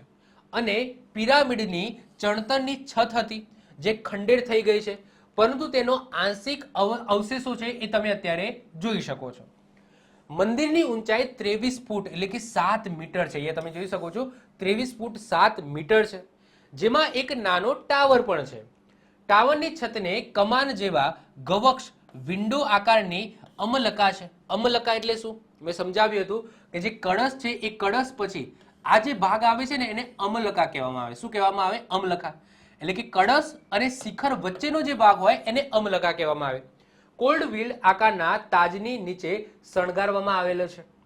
આ મંદિર ભારતીય પુરાતત્વ સર્વેક્ષણ દ્વારા સંરક્ષિત સ્મારક છે અને તેને રાષ્ટ્રીય મહત્વનું સ્મારક તરીકે નિયુક્ત કરવામાં આવ્યું છે. તો જસ્ટ તમે ખાસ યાદ રાખજો, ગોપ મંદિર ક્યાં આવેલું છે? જામનગર જિલ્લાની અંદર જોવા મળશે. અને આવું કંઈક દેખાય છે, આ રીતના પાયો છે ઊંચો, અને ત્યાં અત્યારે હાલ આ ટાઈપનું સ્ટ્રક્ચર તમે જોઈ શકો છો. અને આ રીતના તમને ત્યાં એક બોર્ડ પણ જોવા મળશે, જ્યાં આ લખેલું છે કે આ સ્મારક છે એ 1958 એની અંદર પ્રાચીન સ્મારકોની અંદર લીધેલું છે. પછી આની અંદર તમે જો કંઈક આને ક્ષતિ પહોંચાડશો તો તમારા ઉપર ગુનો દાખલ થશે, તો એવું અહીંયા લખેલું છે. ક્લિયર? ચલો, એના પછી નેક્સ્ટ આવે છે ફિરંગી દેવળ, જે આઈ થિંક કોઈને ખબર નહીં હોય, પરંતુ છે, ઇતિહાસની અંદર છે, વિકિપીડિયાની અંદર પણ આનું પેજ બનેલું છે. તો ફિરંગી દેવળ, એકચ્યુઅલી આ ફિરંગી દેવળ એક નાનું ઘર જેવું જ છે. બહુ આમાં સિમેન્ટનો ઉપયોગ નથી કર્યો, પ્રાચીન છે, અને આ એટલું ખાલી એક રૂમ છે, એક ઓરડો છે. ફિરંગી દેવળ તરીકે ઓળખાય છે. કળસાર ભાવનગરની અંદર આવેલું છે. હવે આની માન્યતા એવી છે કે જ્યારે ચલો હું પહેલા ઇતિહાસ કહી દઉં. તો ફિરંગી દેવળ એ ભાવનગર જિલ્લાના મહુવા નજીક કળસાળ ગામની અંદર આવેલું એક મંદિર, એક સ્મારક છે, જે કે અત્યારે હાલ એની અંદર કોઈ મૂર્તિ તમને નહીં જોવા મળે. એજ ઓફ નાઉ જો કે ખંડેર અવસ્થામાં જ છે. એનું બાંધકામ 7મી સદી મૈત્રકાળ દરમિયાન કરવામાં આવ્યું હતું. સ્થાનિક લોકો એવું માને છે, હવે આ સ્ટોરી છે, કે આ મંદિરનો ઉપયોગ છે ને એ આક્રમણ સમયે લોકોને કિલ્લામાં પરત ફરવાની ચેતવણી આપવામાં આવતી હતી. હવે કઈ રીતના ચેતવણી? તો આ જે ખંડેર અવસ્થામાં જે પણ સ્ટ્રક્ચર છે એના ઉપર ધ્વજ ફરકાવવામાં આવતો હતો. તો એ ધ્વજ ફરકાયેલો જોઈને જે પણ સ્થાનિક લોકો છે એમને અંદાજો આવી જાય કે આ નિશાન છે કે ભાઈ આપણે કિલ્લાની અંદર પરત ફરવાનું છે. તો એના માટે આનો ઉપયોગ થતો હોય એવી માન્યતા છે. એટલે કે મંદિર નહીં, પરંતુ એઝ અ સિગ્નલ તરીકે આ ઇમારતનો ઉપયોગ થતો હતો એવી માન્યતા છે. રવિશંકર રાવળ દ્વારા આ મંદિરને 1947-48માં સૂર્ય મંદિર તરીકેનો ઉલ્લેખ કર્યો હતો, સૂર્ય મંદિર તરીકે. પરંતુ લોકમાન્યતા આવી છે, પરંતુ રવિશંકર રાવળ અનુસાર આ એક સૂર્ય મંદિર હતું.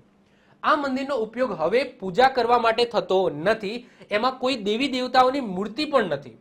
મંદિરના ચૈત્ય જેવા ગુંબજ પરથી એવું જાણવામાં આવે છે કે આ મંદિર કદાચ બૌદ્ધ અથવા તો બ્રાહ્મણ ધાર્મિક સ્થળ તરીકે વપરાતું હશે. એટલે કે 3 અલગ અલગ કથાઓ કહી શકો, અલગ અલગ માન્યતાઓ છે એ આ મંદિર, આ સ્ટ્રક્ચર વિશે તમને જોવા મળશે. પણ એજ ઓફ નાવ કોઈ પૂજા નથી થતી, આ સ્ટ્રક્ચર છે. પરંતુ આને ફિરંગી દેવળ કહેવામાં આવે છે. શું? ફિરંગી દેવળ. એટલા માટે એક્ઝામ લક્ષી કહી શકાય, એક્ઝામમાં પૂછાય ફિરંગી દેવળ કે આવેલું છે, તો એ કળસાર ભાવનગરની અંદર આવેલું છે. ક્લિયર? ચલો, એના પછી 39મા નંબરે, વાહ વાહ મારા હનુમાનજી, હનુમાનજીનું મંદિર આપણા સારંગપુરની અંદર આવેલું છે, બોટાદમાં આવેલું છે, બોટાદ જિલ્લો લાગશે. બહુ જ શક્તિશાળી મંદિર છે આપણા ગુજરાતનું સારંગપુર. ભૂત પ્રેત તમને કંઈક વળગી જાય, ખાલી આ મંદિરે જતા રહો, બધું નીકળી જાય. ઓકે, કહેવાય છે કે બે એવા પાવરફુલ મંદિર છે હનુમાનજીના. એક રાજસ્થાનમાં છે મહેંદીપુર બાલાજી, કદાચ નામ સાંભળ્યું હોય તો, હનુમાનજીનું જ મંદિર છે. એ તો બહુ ભયાનક મંદિર છે. ભયાનક દેટ્સ મીન્સ કે એ રીતના મંદિર છે રહ્યું કે ત્યાં મોટા ભાગના જેને ભૂત પિછાસ કે કોઈ વળગાડ વળગ્યો હોય કે કોઈ સમજી લો કંઈક કંઈ પણ XYZ કંઈ પણ પ્રેત કે આત્મા કે એવું કંઈ પણ થયું હોય ને, તો એ મહેંદીપુર બાલાજીનું મંદિર એના માટે જ પ્રખ્યાત છે. કદાચ યુટ્યુબ ઉપર તમે સર્ચ કરશો ને તો તમને એવા ભયાનક ઇમેજીસ એવા મળશે કે જે બધા છે એ બધા માથું પછાડતા હોય, ધૂણતા હોય, મતલબ કે એ મંદિરમાં એટલી શક્તિશાળી ખાલી એનું જે ઓરા છે કે ત્યાં જઈને જ ખાલી એ વ્યક્તિને ખાલી ત્યાં લઈ જવામાં આવે એનું કામ થઈ ગયું. ઓકે, તો એવું જ સરસ મજાનું મંદિર છે કે આપણા હનુમાનજીનું મંદિર સારંગપુરની અંદર પણ આવેલું છે. અને હમણાં જ તમને ખબર છે કે પ્રતિમા છે એનું ઉદ્ઘાટન કરવામાં આવ્યું છે અમિત શાહ દ્વારા. એના પછી કોન્ટ્રોવર્સી પણ થઈ હતી સ્વામિનારાયણ સંપ્રદાય અને બીજા હિન્દુ ધર્મના જે સંપ્રદાયો છે એમની વચ્ચે, કારણ કે હનુમાનજી છે એમને આ રીતના સ્વામિનારાયણનો જે ચાંદલો હોય છે એ કરવામાં આવે છે, તો એને લઈને આ બધી કોન્ટ્રોવર્સી થઈ હતી, બધાને ખબર જ છે. તો એવું આ સરસ મજાનું જે મંદિર છે, મંદિર આ એમના મંદિરના અંદરની મૂર્તિ છે, એ પણ બહુ શક્તિશાળી મૂર્તિ છે. અને આ પ્રતિમા જે સ્ટેચ્યુ છે એ અત્યારે લગાવવામાં આવ્યું છે, ઊભું કરવામાં આવ્યું છે. ઓકે, તો વાત કરીએ હનુમાનજી મંદિર સારંગપુર, કષ્ટભંજન દેવ સત્ય છે લખેલું છે. તો બોટાદ જિલ્લામાં આવેલા સારંગપુરમાં હનુમાનજીનું પ્રખ્યાત મંદિર આવેલું છે, જે હનુમાનજીને કષ્ટભંજન કહેવામાં આવે છે. કષ્ટભંજનનો મતલબ શું થાય? દુઃખને હરનાર, દુઃખ લઈ લેનાર. ઓકે, દુઃખને ખત્મ કરનાર એવા દુઃખભંજન તરીકે બિરાજમાન છે. 6 એપ્રિલ 2023 નો એ દિવસ હતો, જે વખતે તત્કાલીન ભારતીય ગૃહમંત્રી હોમ મિનિસ્ટર અમિત શાહે 30,000 કિલો વજન ધરાવતી ધાતુમાંથી બનેલી 54 ફૂટ ઊંચી હનુમાનજીની પ્રતિમાનું અનાવરણ કર્યું, જે 60 કિલોમીટર દૂરથી પણ આ પ્રતિમા જોઈ શકાય છે. ટોટલ ખર્ચો થયો હતો 11 કરોડનો આ પ્રતિમા બનાવવાનો. હનુમાનજીની મૂર્તિ ગોપાલાનંદ સ્વામી, આ મૂર્તિ કઈ છે? અંદરની મૂર્તિ. તો હનુમાનજીની મૂર્તિ ગોપાલાનંદ સ્વામી એટલે કે વડતાલ સ્વામિનારાયણ સંપ્રદાય છે, જે મેન એમનું જે મુખ્ય મથક વડતાલમાં આવે છે. હવે જો કે આ જે હનુમાનજીનું મંદિર છે જે સારંગપુરની અંદર આવેલું છે, એની જસ્ટ બાજુમાં જ તમને સ્વામિનારાયણ સંપ્રદાયનું પ્રખ્યાત મોટું મંદિર જોવા મળશે. અને એ મંદિર અને આ મંદિર આનું કાર્યભાર છે એ સ્વામિનારાયણ સંપ્રદાય જ ચલાવે છે. એટલે કે જે પૂજારી છે ને, જે હનુમાનજીના મંદિરની અંદર પૂજારી છે એ સ્વામિનારાયણ સંપ્રદાયના છે, એમના દ્વારા જ આ મંદિરનું સંચાલન કરવામાં આવે છે. સ્વામિનારાયણની અંદર પણ તમને જોવા મળશે, પંથ જોવા મળશે. એક BAPS છે, એક વડતાલ વાળા તમને જોવા મળશે. મતલબ કે મને એટલો બધો ડીપમાં ખબર નથી, પરંતુ બે તમને સંપ્રદાય અલગ અલગ જોવા મળશે. એક બોચાસણ વાસી તમે કહો છો, જે BAPS કહેવામાં આવે છે, અને બીજું પણ એક સંપ્રદાય તમને જોવા મળશે. તો એમાં જે BAPS સિવાયના આઈ થિંક છે ને, એમના દ્વારા આખું સંચાલન કરવામાં આવે છે. જે સ્વામિનારાયણ સંપ્રદાય સાથે સંકળાયેલા હશે એમને વધારે આઈડિયા હશે. ઓકે, તો એ બાજુમાં પણ એક મંદિર, સ્વામિનારાયણ સંપ્રદાયનું મંદિર જોવા મળશે. જે પ્રમુખ સ્વામી મહારાજ છે, તો એમના જે છેલ્લા આઈ થિંક એમનું જે અંતિમ સંસ્કાર છે એ જગ્યાએ કરવામાં આવ્યો હતો. એમના પગલા છે, એમની જે સમાધિનું જે સ્થળ છે એ પણ બનાવવામાં આવ્યું છે. તો એ આ જગ્યાએ જ આવ્યું. સારંગપુરની બાજુમાં જ મંદિર છે સ્વામિનારાયણ સંપ્રદાયનું. વચ્ચે ખાલી એક ગેટ જ છે. એ ગેટ કરો એટલે સ્વામિનારાયણ મંદિર છે, એમાં તમે એન્ટ્રી મારી જાઓ. ત્યાં પ્રમુખ સ્વામી મહારાજની દેરી પણ જોવા મળશે, અને ત્યાં સમાધિ છે, એટલે કે એક પગલા છે એમના જોવા મળશે. એની વાત કરીશું. સ્વામિનારાયણ સંપ્રદાયની અંદર પણ ઘણા બધા મંદિરો છે, જેમ કે પોઈચાની અંદર મંદિર છે, તો એની પણ વાત આપણે આગળ વિડીયોમાં કરીશું. ઓકે, તો હનુમાનજીની મૂર્તિ ગોપાલાનંદ સ્વામી વડતાલ સ્વામિનારાયણ સંપ્રદાય પ્રાથમિક શિષ્યમાંના એક દ્વારા સ્થાપિત કરવામાં આવી હતી. મૂર્તિમાં શનિદેવ તેમના પગની નીચે સ્ત્રીના સ્વરૂપમાં જોવા મળશે. જો આ મૂર્તિ છે, તો આ મૂર્તિમાં તમે નીચે જોશો ને, તો અહીંયા સ્ત્રીના સ્વરૂપમાં આ શનિદેવ છે. કોણ છે? શનિદેવ. તો શનિદેવને પગમાં છે. ઓકે, તો શનિદેવ છે તેમના પગમાં, નીચે સ્ત્રીના સ્વરૂપમાં છે. અને હનુમાનજી ફળોવાળા વાંદરાઓ, તેમની આજુબાજુ તમે જુઓ કે બંદરો જોવા મળશે, જેમના હાથમાં તમને ફળ જોવા મળશે.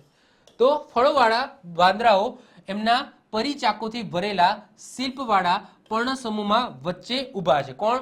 હનુમાનજી. તો વચ્ચે હનુમાનજી ઊભા છે.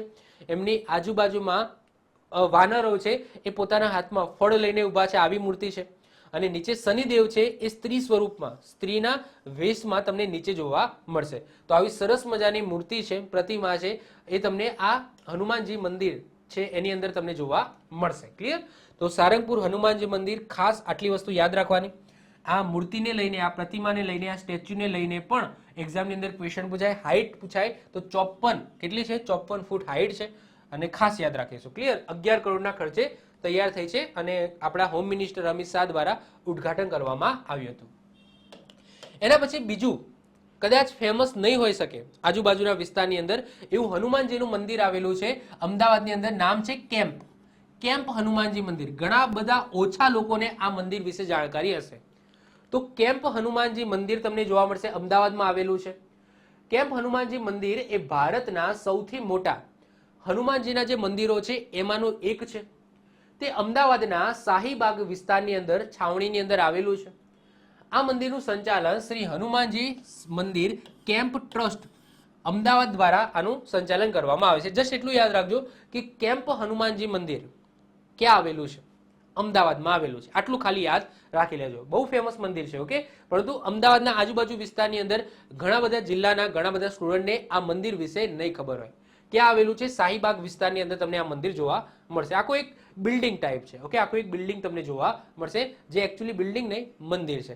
અને એ મંદિરની અંદર આ રીતના હનુમાનજીની પ્રતિમા જોવા મળશે. અહીંયા છે શ્રી રામ લખેલું છે. સોનેરી કલર, મતલબ કે એનો રંગ તમે જોશો સોનેરી કલરની જોવા મળશે.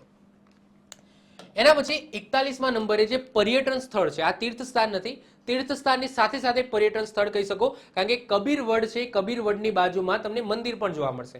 પરંતુ તીર્થ સ્થાન કરતા પણ વધારે શું છે? આ પર્યટન સ્થળ છે.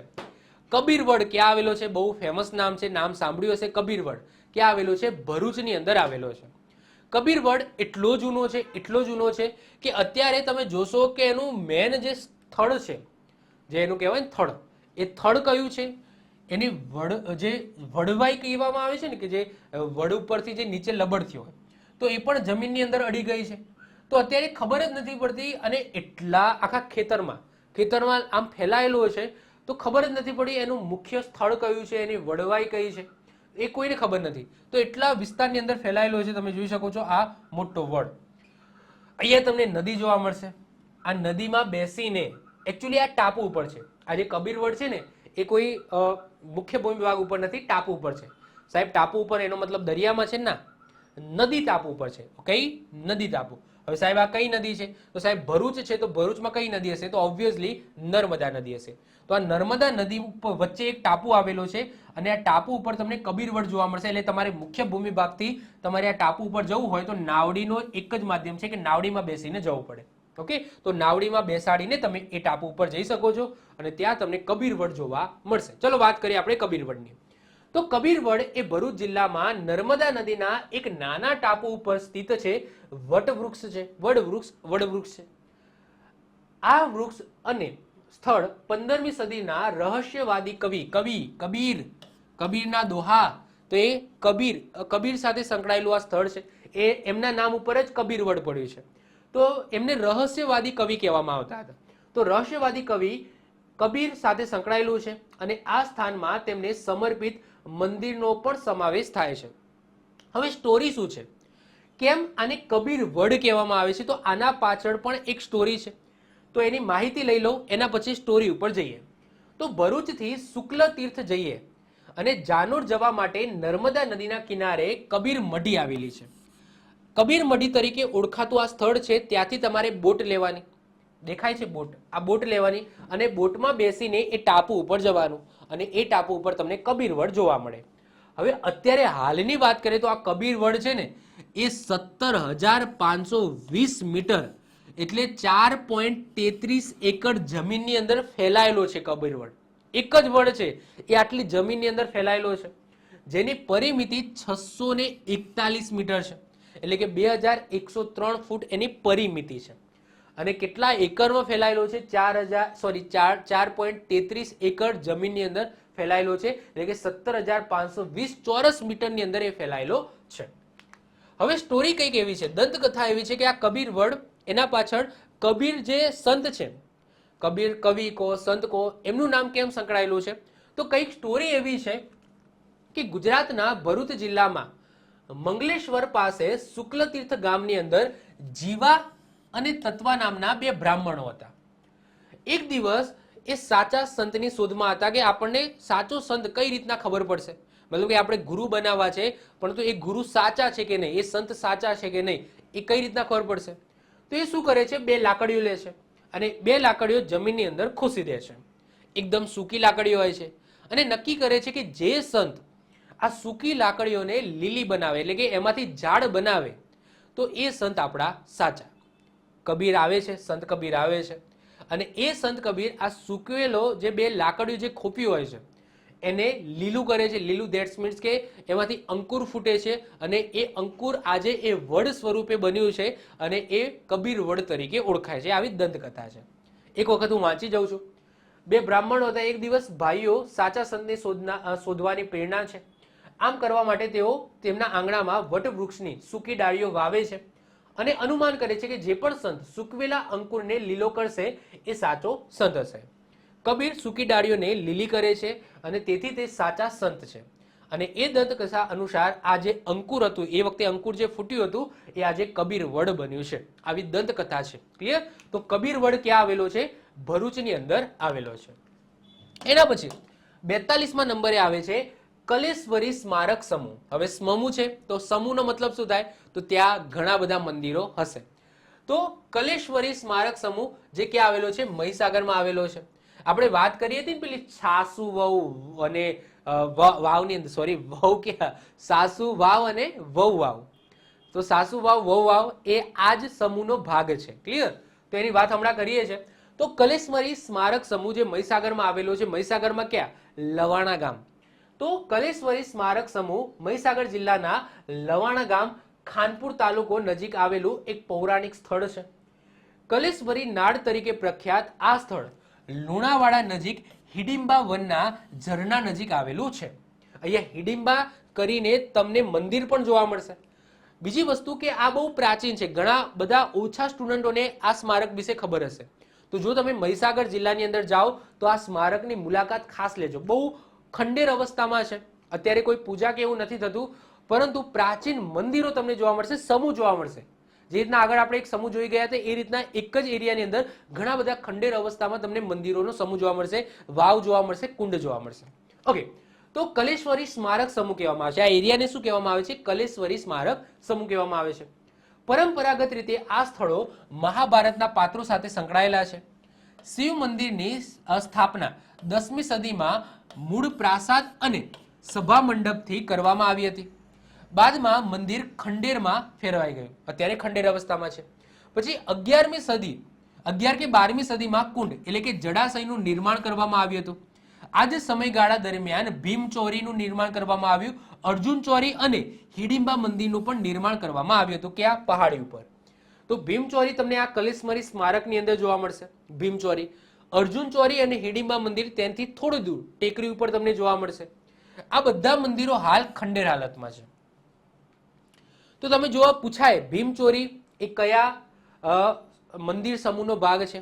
કલેશ્વરી મંદિર સમૂહનો ભાગ છે. કલેશ્વરી સ્મારક સમૂહનો ભાગ છે. અર્જુન ચોરી, હિડિંબા મંદિર આ બધું આ જગ્યાએ આવેલું છે. તો તમને જો આમાંથી ઘણા બધા ક્વેશ્ચનો નીકળી શકે, હજુ બાકી છે. ઓકે, આગળ વાત કરીએ. આ સ્થાપત્ય સમૂહમાં અદ્ભુત કોતરણીવાળા મંદિરો, ખંડેરો, બે વાવ, એક કુંડ, શૃંગારીના શિલ્પો તથા દેવી દેવતાઓની અસ્તવ્યસ્ત વિખરાયેલી મૂર્તિઓનો સમાવેશ થાય છે. તો એમાં તમે જુઓ કે આ એક સરસ મજાનું મંદિર જોવા મળશે. તો આ મંદિરનું નામ છે ઘુમ્મટવાળું મંદિર. શું છે? ઘુમ્મટવાળું મંદિર. ફરીથી રિપીટ કરું છું. જુઓ, આ જે કલેશ્વરી સ્મારક સમૂહ છે એમાં આ રીતના તમને એક શું કહેવાય સ્ટ્રક્ચર જોવા મળશે. ખંડેર અવસ્થામાં છે. શિવ મંદિર બનાવવામાં આવ્યું હતું, અત્યારે ખંડેર અવસ્થામાં છે. એક સ્ટ્રક્ચર આવું તમને જોવા મળશે, કારણ કે એક એરિયા છે જ્યાં તમને આ રીતના જુદા જુદા મંદિરો તમને જોવા મળશે ખંડેર અવસ્થામાં, આખું એક એરિયાની અંદર. એટલા જ માટે આને કલેશ્વરી સ્મારક સમૂહ કહેવામાં આવે છે. ક્લિયર? ચલો આગળ વાત કરીએ. અહીંયા કુંડ જોવા મળશે, વાવ જોવા મળશે જેની વાત કરીએ છીએ, પરંતુ એક આવું મંદિર પણ જોવા મળશે અને એ મંદિરને ઘુમ્મટવાળું મંદિર કહેવામાં આવે છે. 10મી સદીના મૂળ મંદિરની મૂર્તિઓ અને સ્તંભોમાંથી પુનઃસ્થાપિત કરવામાં આવ્યું છે.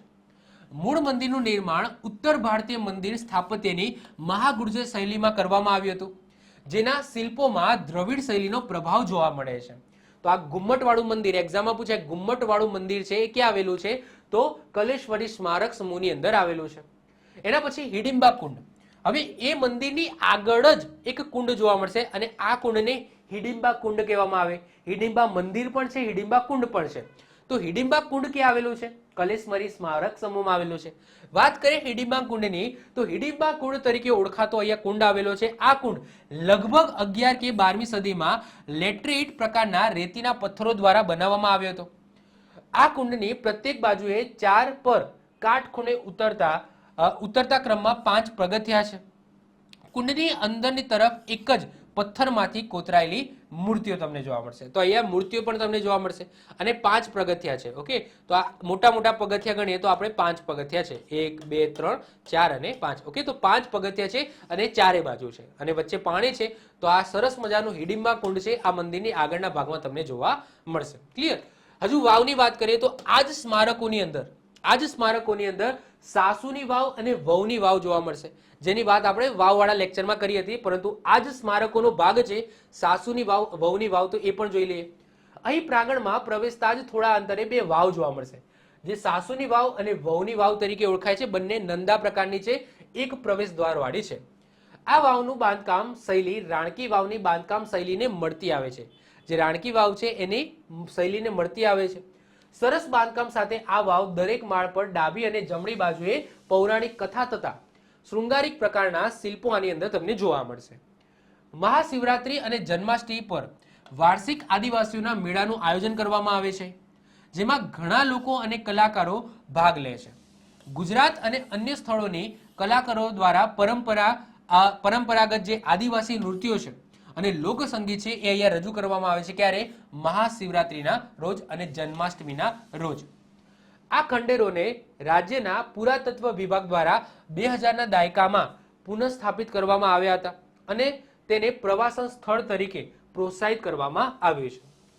તમે જોઈ શકો છો, વાવ છે, કુંડ છે, ખંડેર અવસ્થામાં મંદિરો છે, સરસ મજાનું આ રીતના કોતરણી કામ છે અને આ બધું આ એરિયાને શું કહેવામાં આવે છે? કલેશ્વરી સ્મારક સમૂહ કહેવામાં આવે છે. યાદ રાખજો કયા જિલ્લામાં છે? તો મહીસાગર જિલ્લાના લવાણા ગામનું નામ છે લવાણા ગામ ખાતે જોવા મળશે. બહુ જ ફેમસ છે એરિયા. કદાચ ઘણા બધા સ્ટુડન્ટોને નહીં ખબર હોય, જો એ જિલ્લાના હશે એમને ખબર હશે, બીજા જિલ્લાના સ્ટુડન્ટોને નહીં ખબર હોય તો ખાસ કરીને જો તમે મહીસાગર જાઓ છો તો આની મુલાકાત ખાસ કરીને લેજો. ઓકે, એના પછી 43મા નંબરે આવે છે કાલિકા માતાનું મંદિર. નવી ધ્રેવાડ પાસે આવેલું છે. ક્યાં આવેલું છે? નવી ધ્રેવાડ, દેવભૂમિ, દ્વારકા જિલ્લો. ઓકે, હવે મહાકાળી માતાનું એક ફેમસ મંદિર જે શક્તિપીઠ છે, પાવાગઢમાં આવેલું છે, એ મંદિર વિશે વાત કરી ગયા. આ સિવાય કાલિકા માતાનું એક બીજું સરસ મજાનું મંદિર છે, જે આગળ આપણે એક હજુ જોઈ ગયા, જે અમદાવાદમાં આવેલું છે, એ પણ જોઈ ગયા. અને આ એક ત્રીજું સરસ મજાનું મંદિર છે કાલિકા માતાનું, જે છે નવી ધ્રેવાડ, દેવભૂમિ, દ્વારકા જિલ્લામાં આવેલું છે. જૂનું છે, દેખાય છે. અમુક આ એક જ મંદિર છે, એકચ્યુઅલી એક જ મંદિર છે, એક અને એક બીજું મંદિર છે અને આ મંદિર ખંડેર અવસ્થામાં છે. જે લોકો નજીકના હશે એમને ખબર હશે. તો જે 2 ધજા છે ને, 2 મંદિરો છે અને એક મંદિર હતું જે અત્યારે ખંડેર અવસ્થામાં છે, એટલે કે ત્યાં કઈ છે નહીં. ઓકે, તો અત્યારે 2 મંદિરો તમને જોવા મળશે. તો કાલિકા માતાનું મંદિર છે અને બીજું જે મંદિર છે ને, એક કાલિકા માતાનું મંદિર જોવા મળશે અને જે બીજું મંદિર છે એ રાજલ વેજલ માતાનું છે. કોનું છે? રાજલ વેજલ માતાનું. 2 મંદિરો જોવા મળશે. ઓકે, તો કાલિકા માતા મંદિર ગુજરાતના દેવભૂમિ દ્વારકા જિલ્લામાં નવી ધ્રેવાડ ગામની અંદર આવેલું છે. આ મંદિર મૈત્રક એટલે કે 7મી સદીના સમયગાળાનું છે અને આ ગામની નજીક આવેલા 2 મંદિરોમાંનું એક છે. એટલે કે એક કાલિકા માતાનું મંદિર અને જે બીજું મંદિર તમને જોવા મળે છે એ રાજલ વેજલ માતાનું છે. તો 2 મંદિરો તમને અત્યારે હાલ અસ્તિત્વમાં કાર્યરત જોવા મળશે. એ ઢાંકી અને નાણાવતીએ આ મંદિરને તેના શિખર અને આધુનિક દ્રવિડિયન ઉપપ્રકાર પરથી વિમાનાકાર પ્રકાર તરીકે વર્ગીકૃત કર્યા છે. મંદિરના ચોરસ ગર્ભગૃહની સાદી દિવાલો ઉર્ધ્વ મંડપ સાથેની કોતરણીવાળી છે. શિખર 5 સ્તરો ધરાવે છે, જે દરેકમાં ચંદ્રસાળા કોતરણીઓ ધરાવતા ક્રમમાં છે. મંદિરની અંદર કોઈ મૂર્તિ નથી. અંદરની બાજુએ અમુક મૂર્તિઓ પાછળથી મૂકવામાં આવી છે, પહેલા નથી, પાછળથી આ મૂર્તિઓ મૂકવામાં આવી અને અત્યારે મેં કીધું એમ કે 2 મંદિરો કાર્યરત છે. એક કાલિકા માતાનું મંદિર છે અને બીજું મંદિર છે એ રાજલ વેજલ માતાનું છે. અને આ એક છે આ બાજુમાં છે એ ખંડેર અવસ્થામાં છે. આ પાછળથી આ એક ઇમેજ ખેંચવામાં આવી છે, આ એની ઇમેજ છે. તો કાલિકા માતાનું મંદિર એ બહુ પ્રાચીન મંદિર છે જે નવી દ્રેવાડ દેવભૂમિ દ્વારકા જિલ્લામાં આવેલું છે, આપણે યાદ રાખીશું. એના પછી રાજકોટની અંદર બહુ જ પવિત્ર અને હમણાં જ બનેલું ખોડલધામ ખોડિયાલ માતાનું મંદિર ક્યાં આવેલું છે? કાગોડ ખાતે આવેલું છે.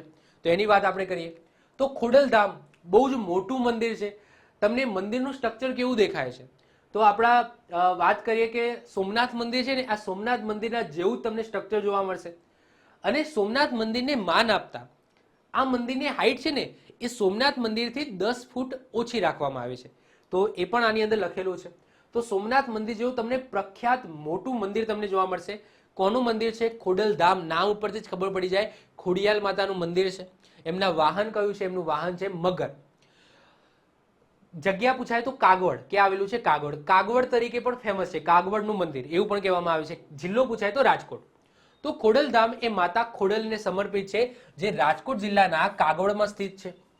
આ મંદિરનું નિર્માણ રાજકોટમાં જે લેઉવા પટેલ સમાજ છે અને એ સંસ્થા શ્રી ખોડલધામ ટ્રસ્ટ દ્વારા આ મંદિરનું નિર્માણ કરવામાં આવ્યું છે.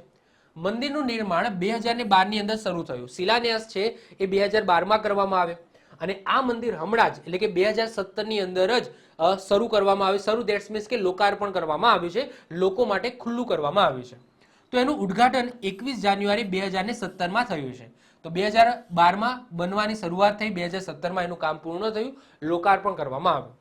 મંદિર એ મારું ગુજરાત આર્કિટેક્ચરના મહામેરુ પ્રાસાદ ડિઝાઇનમાં બનાવવામાં આવ્યું છે. ક્લિયર? જેની મહામેરુ પ્રાસાદ યાદ કરો, કૈલાસ મહામેરુ પ્રાસાદ નામ કોનું છે? તો સોમનાથનું જે મંદિર છે એનું નામ છે. તો એ જ શૈલીની અંદર એ ડિઝાઇન છે એ લેવામાં આવી છે. અને આ મંદિરની ઊંચાઈ છે એ સોમનાથ મંદિરના માનમાં 10 ફૂટ સોમનાથ મંદિરથી ઓછી રાખવામાં આવી છે. મંદિરની ટોચ પર કળશ સોનાનો ઢોળ ચડાવેલો છે. ઉપર જે કળશ છે એના ઉપર સોનાનો ઢોળ ચડાવવામાં આવ્યો છે અને એ 14 ફૂટ ઊંચો અને 6 ટન વજનનો છે. 14 ફૂટ ઊંચો અને 6 ટન વજનનો છે. ક્લિયર? આગળ વાત કરીએ, મંદિરના બાહ્ય ભાગને શણગારતી લગભગ 650 પ્રતિમાઓ ઓડિશાના કારીગરો દ્વારા બનાવવામાં આવી છે. થાંભલા, બીમ, તોરણ અને છત રાજસ્થાનના કારીગરો દ્વારા કોતરવામાં આવ્યા છે.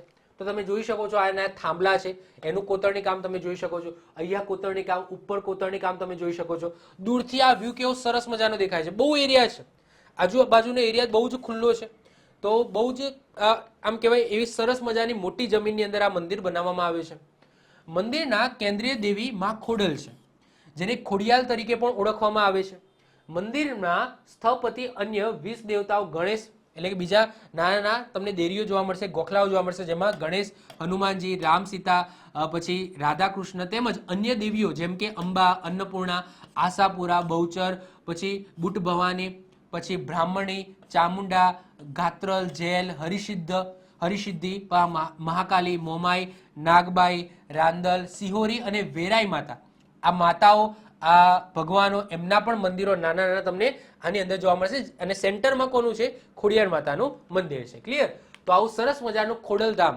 આ તો મંદિર મેં ઉદ્ઘાટન નહોતું થયું એના પહેલા મેં આનું વિઝિટ કર્યું હતું, મતલબ કે એના પહેલા હું ગયો હતો, પરંતુ હજુ મેળ નથી આવ્યો.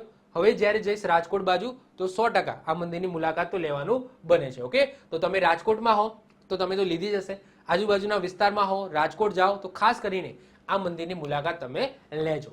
ઓકે, એના પછી બહુ જ સરસ મજાનું, બહુ ફેમસ, બહુ જૂનું, સ્ટ્રક્ચરની દ્રષ્ટિએ બહુ જ મસ્ત નવલખા મંદિર. નવલખા વાવ એ તો તમને ખબર છે, આ નવલખા મંદિર છે. નવલખા મંદિર ક્યાં આવેલું છે? દેવભૂમિ દ્વારકામાં છે. જો વાવ પૂછાય એ અલગ છે, મંદિર પૂછાય અલગ છે, કન્ફ્યુઝ ના થતા. ઓકે, તો અહીંયા નવલખા મંદિરની વાત થાય છે તો નવલખા મંદિર ક્યાં આવેલું છે? દેવભૂમિ દ્વારકા જિલ્લામાં. અને આ સૂર્ય મંદિર છે. હવે સૂર્ય મંદિર છે કઈ દિશામાં હશે? પૂર્વોત્તર, પૂર્વાભિમુખ હશે સૂર્ય મંદિર છે. અને આ ગેટ છે, આ જસ્ટ ગેટ છે. આ ઇમેજ તમે જોશો ને તો આ ગેટ છે મંદિરની અંદર એન્ટર થવા માટે. તો આ ગેટ છે, આ ગેટ છે ને આનો આગળનો ફોટો છે આ રહ્યો, અને એના પાછળ મંદિર છે. તો આ મંદિર છે, આ મંદિર છે, બહુ પ્રાચીન મંદિર છે. પૂછાય કે ગુજરાતનું સૌથી પ્રાચીન સૂર્ય મંદિર કયું? તો આ રહ્યું. કયું? નવલખા મંદિર, દેવભૂમિ દ્વારકા જિલ્લાનું.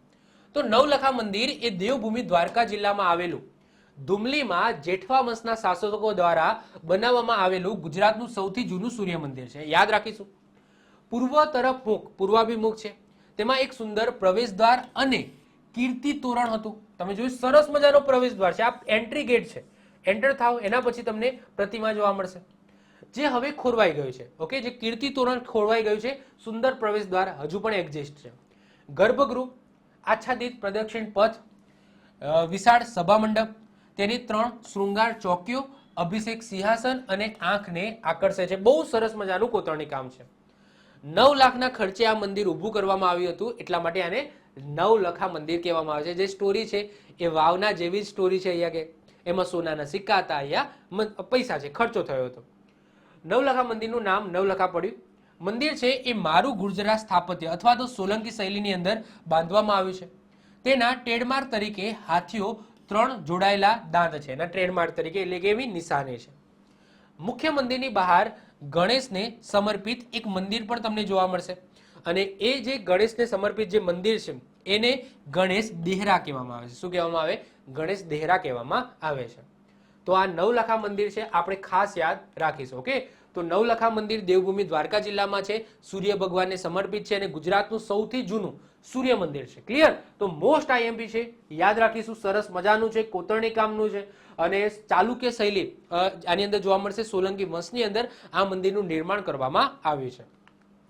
એના પછી આવે છે મોઢેશ્વરી મંદિર, અને આ મોઢેશ્વરી મંદિર તમને ક્યાં જોવા મળશે? મહેસાણા જિલ્લાની અંદર તમને જોવા મળશે. કોનું મંદિર છે? મોઢેશ્વરી માતાનું મંદિર છે. મોઢેશ્વરી માતાને આઈ થિંક અમુક જગ્યાએ સતી માતા પણ કહેવામાં આવે છે. તો મોઢેશ્વરી માતાનું મંદિર તમને જોવા મળશે મહેસાણાની અંદર. તો મોઢેશ્વરી માતાનું મંદિર મહેસાણા જિલ્લાના મોઢેરા ગામમાં આવેલું એક પ્રાચીન હિન્દુ મંદિર છે, જે દેવી સ્ત્રી શક્તિનું એક પાસું છે. એ જ મોઢેરા જ્યાં તમને સૂર્ય મંદિર જોવા મળશે, મોઢેરાનું સૂર્ય મંદિર, જેની વાત આપણે ઓલરેડી શિલ્પ અને સ્થાપત્ય કળાના લેક્ચરની અંદર કરી દીધી હતી. ઓકે, તો એ અત્યારે આવશે નહીં. સોલંકી વંશના રાજા ભીમના શાસન દરમિયાન ઈસવીસન 1026-27 ની આસપાસ આ મંદિરનું બાંધકામ થયેલું છે. હિન્દુ પૌરાણિક કથાઓ અનુસાર આ જે મંદિરનો ઇતિહાસ છે એ રાક્ષસ કર્ણાટ સાથે સંકળાયેલો છે, એની દંતકથા સાથે સંકળાયેલો છે. હવે કથા કંઈક એવી છે કે રાક્ષસ કર્ણાટ એ મોઢેરા જે ગામ છે આ ગામનો વિનાશ કરતો હતો, અને એના કારણે જે સંતો છે, અહીંના જે સંતો છે એમને દેવી પાર્વતીને પ્રાર્થના કરી, જે પછી મોઢેશ્વરી માતા તરીકે એ પ્રગટ થયા. પાર્વતી માતા એ મોઢેશ્વરીનું રૂપ લઈને, મોઢેશ્વરી એમનો અવતાર છે, એ લઈને અહીંયા પ્રગટ થયા. તેણીના 18 હાથે, કેટલા? મોઢેશ્વરી માતાના 18 હાથ છે.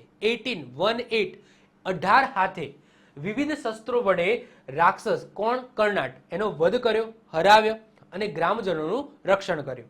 તો દેવી મોઢેશ્વરીને 18 ભુજાઓ સાથે દર્શાવવામાં આવી છે, જેમાં પ્રત્યેક પાસે વિવિધ શસ્ત્રો છે, જે રક્ષણનું પ્રતીક છે. તો 18 હાથ છે, તમે જોઈ શકો છો, અલગ અલગ તમે જોઈ શકો છો. આ રીતના નાના નાના તમને હાથ તમને જોવા મળશે. ક્લિયર? તો 18 હાથ છે. કેટલા? 18 હાથ ધરાવે છે મોઢેશ્વરી માતા, અને દંતકથા છે એ રાક્ષસ કર્ણાટ સાથે સંકળાયેલી છે. એના પછી નેક્સ્ટ આવે છે બહુ જ જૂનું પ્રાચીન મંદિર, રામ લક્ષ્મણ મંદિર, જે ક્યાં આવેલું છે?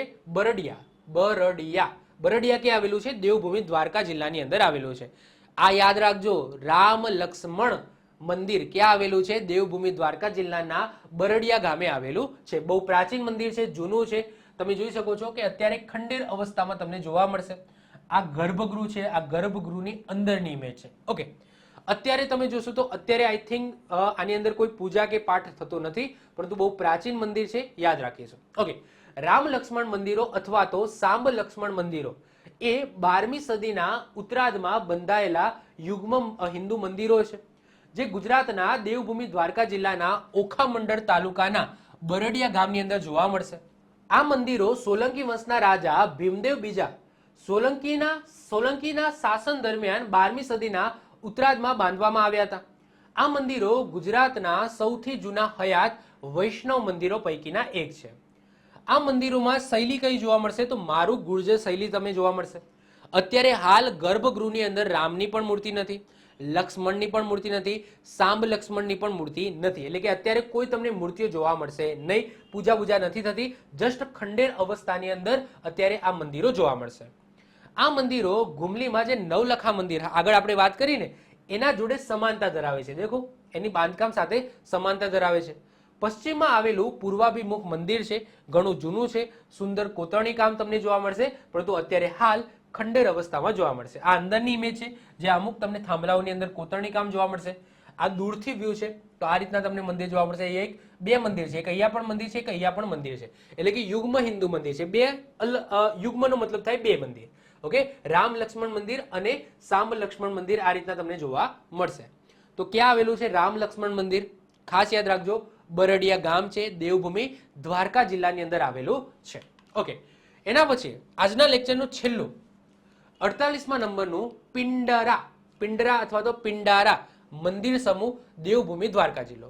હવે જો પિંડરા લખેલું છે, પિંડારા કોઈક જગ્યાએ લખેલું હશે, અને આ પિંડારા અથવા તો પિંડરા આ જે મંદિરનો સમૂહ છે, જ્યારે પણ સમૂહ આવે એટલે એક મંદિર નહીં હોય, એ એરિયાની અંદર એક કરતા વધારે મંદિર હશે. તો આ પિંડારા મંદિરોનો સમૂહ ક્યાં આવેલો છે? એ પણ દેવભૂમિ દ્વારકામાં જ જોવા મળશે. તો પિંડારા મંદિર સમૂહ દેવભૂમિ દ્વારકા જિલ્લાના કલ્યાણપુર તાલુકાના પિંડારા ખાતે આવેલ છે, જે સ્થાનિકો દ્વારા દુર્વાસા ઋષિ આશ્રમ તરીકે ઓળખે છે. હવે સ્થાનિકો શું કહે છે કે આ જે એરિયા છે તો સાહેબ મંદિરો નથી, દુર્વાસા ઋષિનો આશ્રમ છે, એવું કોણ કહે છે? ત્યાંના સ્થાનિક લોકો કહે છે. પરંતુ આપણે ઇતિહાસના પોઈન્ટ ઓફ વ્યૂથી જોઈએ તો આ મંદિરોને શું કહેવામાં આવે છે? એરિયામાં ઘણા બધા મંદિરો છે, તો પિંડારા મંદિર સમૂહ કહેવામાં આવે છે. હવે તમે જોશો ને તો અમે 5 ઇમેજ મૂકી, તો અલગ અલગ 5 મંદિરો જોવા મળશે. તો આ એક મંદિર, 2 મંદિર, 3 મંદિર, 4 મંદિર, 5 મંદિર, આ રીતના અલગ અલગ તમને જોવા મળશે. આ જે ઇમેજ છે ને આ બંને એક જ છે. ઓકે, આ અલગ મંદિર છે, આ એક મંદિર, આ 2, આ 3, આ 5. ઓકે, તો 3, 4, 5 આ રીતના 5 મંદિરો તમને જોવા મળશે. વાત કરીએ આ મંદિરો મૈત્રક સંધવ સમયગાળાના છે. આ મંદિરો સમૂહ કિનારા નજીક અને દ્વારકાથી 11 માઇલના અંતરે આવેલા છે. 1965માં અહીં ખોદકામ દરમિયાન મોટી સંખ્યામાં શિલ્પો અને સૈંધવા કાળના સિક્કાઓ પ્રથમ વખત મળી આવ્યા. સ્થાનિક લોકો આ સ્મારકોને દુર્વાસા ઋષિ સાથે સંકળાવે છે અને તેને દુર્વાસા ઋષિ આશ્રમ તરીકે ઓળખે છે. આ ભારતીય પુરાતત્વ સર્વેક્ષણ વડોદરા વિભાગ હેઠળ આવે છે. એટલે કે કોને આનું ખોદકામ કર્યું, સર્વેક્ષણ કર્યું? તો ભારતીય પુરાતત્વ સર્વેક્ષણ વડોદરા વિભાગ દ્વારા આનું શોધકામ સર્વેક્ષણ કરવામાં આવ્યું છે. તો આ મોસ્ટ આઈએમપી છે, યાદ રાખી લેજો. શું? પિંડારા મંદિર સમૂહ. પિંડારા મંદિર સમૂહ ક્યાં આવેલો છે? દેવભૂમિ દ્વારકા જિલ્લાના પિંડારા ગામમાં આવેલો છે. ઓકે, તો આ સાથે આપણા ગુજરાતના તીર્થ સ્થાનો અને જે પર્યટન સ્થળો છે એનો પાર્ટ 2 પૂરો થાય છે. હજુ મને લાગે છે ત્યાં સુધી હજુ પાર્ટ 3 તો આવવાનો છે, કન્ફર્મ છે, પરંતુ કદાચ પાર્ટ 4 પણ આવી શકે છે, કારણ કે મારું રિસર્ચ ચાલે છે. જેટલા પણ મંદિરો હશે, આવા જ 2 મંદિરો જેટલા પણ હશે, બધા મંદિરો હું કરાવવાનો છું. ઓકે, તો જો તમને વિડીયો ગમ્યો હોય તો વિડીયોને લાઈક કરી દો, મિત્રો સાથે શેર કરી દો. જો તમે આ ચેનલ ઉપર પહેલી વખત આવી ગયા હો તો ચેનલને સબસ્ક્રાઇબ કરીને બાજુમાં બેલ આઇકન હશે એને દબાવી દો, જેથી કોઈ નવો વિડીયો અપલોડ કરું તેની નોટિફિકેશન તમને મળતી રહે અને તમારો કોઈ પણ વિડીયો મિસ ના થાય. તો મળીશું નેક્સ્ટ લેક્ચરમાં. બાય, ઓલ ધ બેસ્ટ, જય હિન્દ, જય ભારત.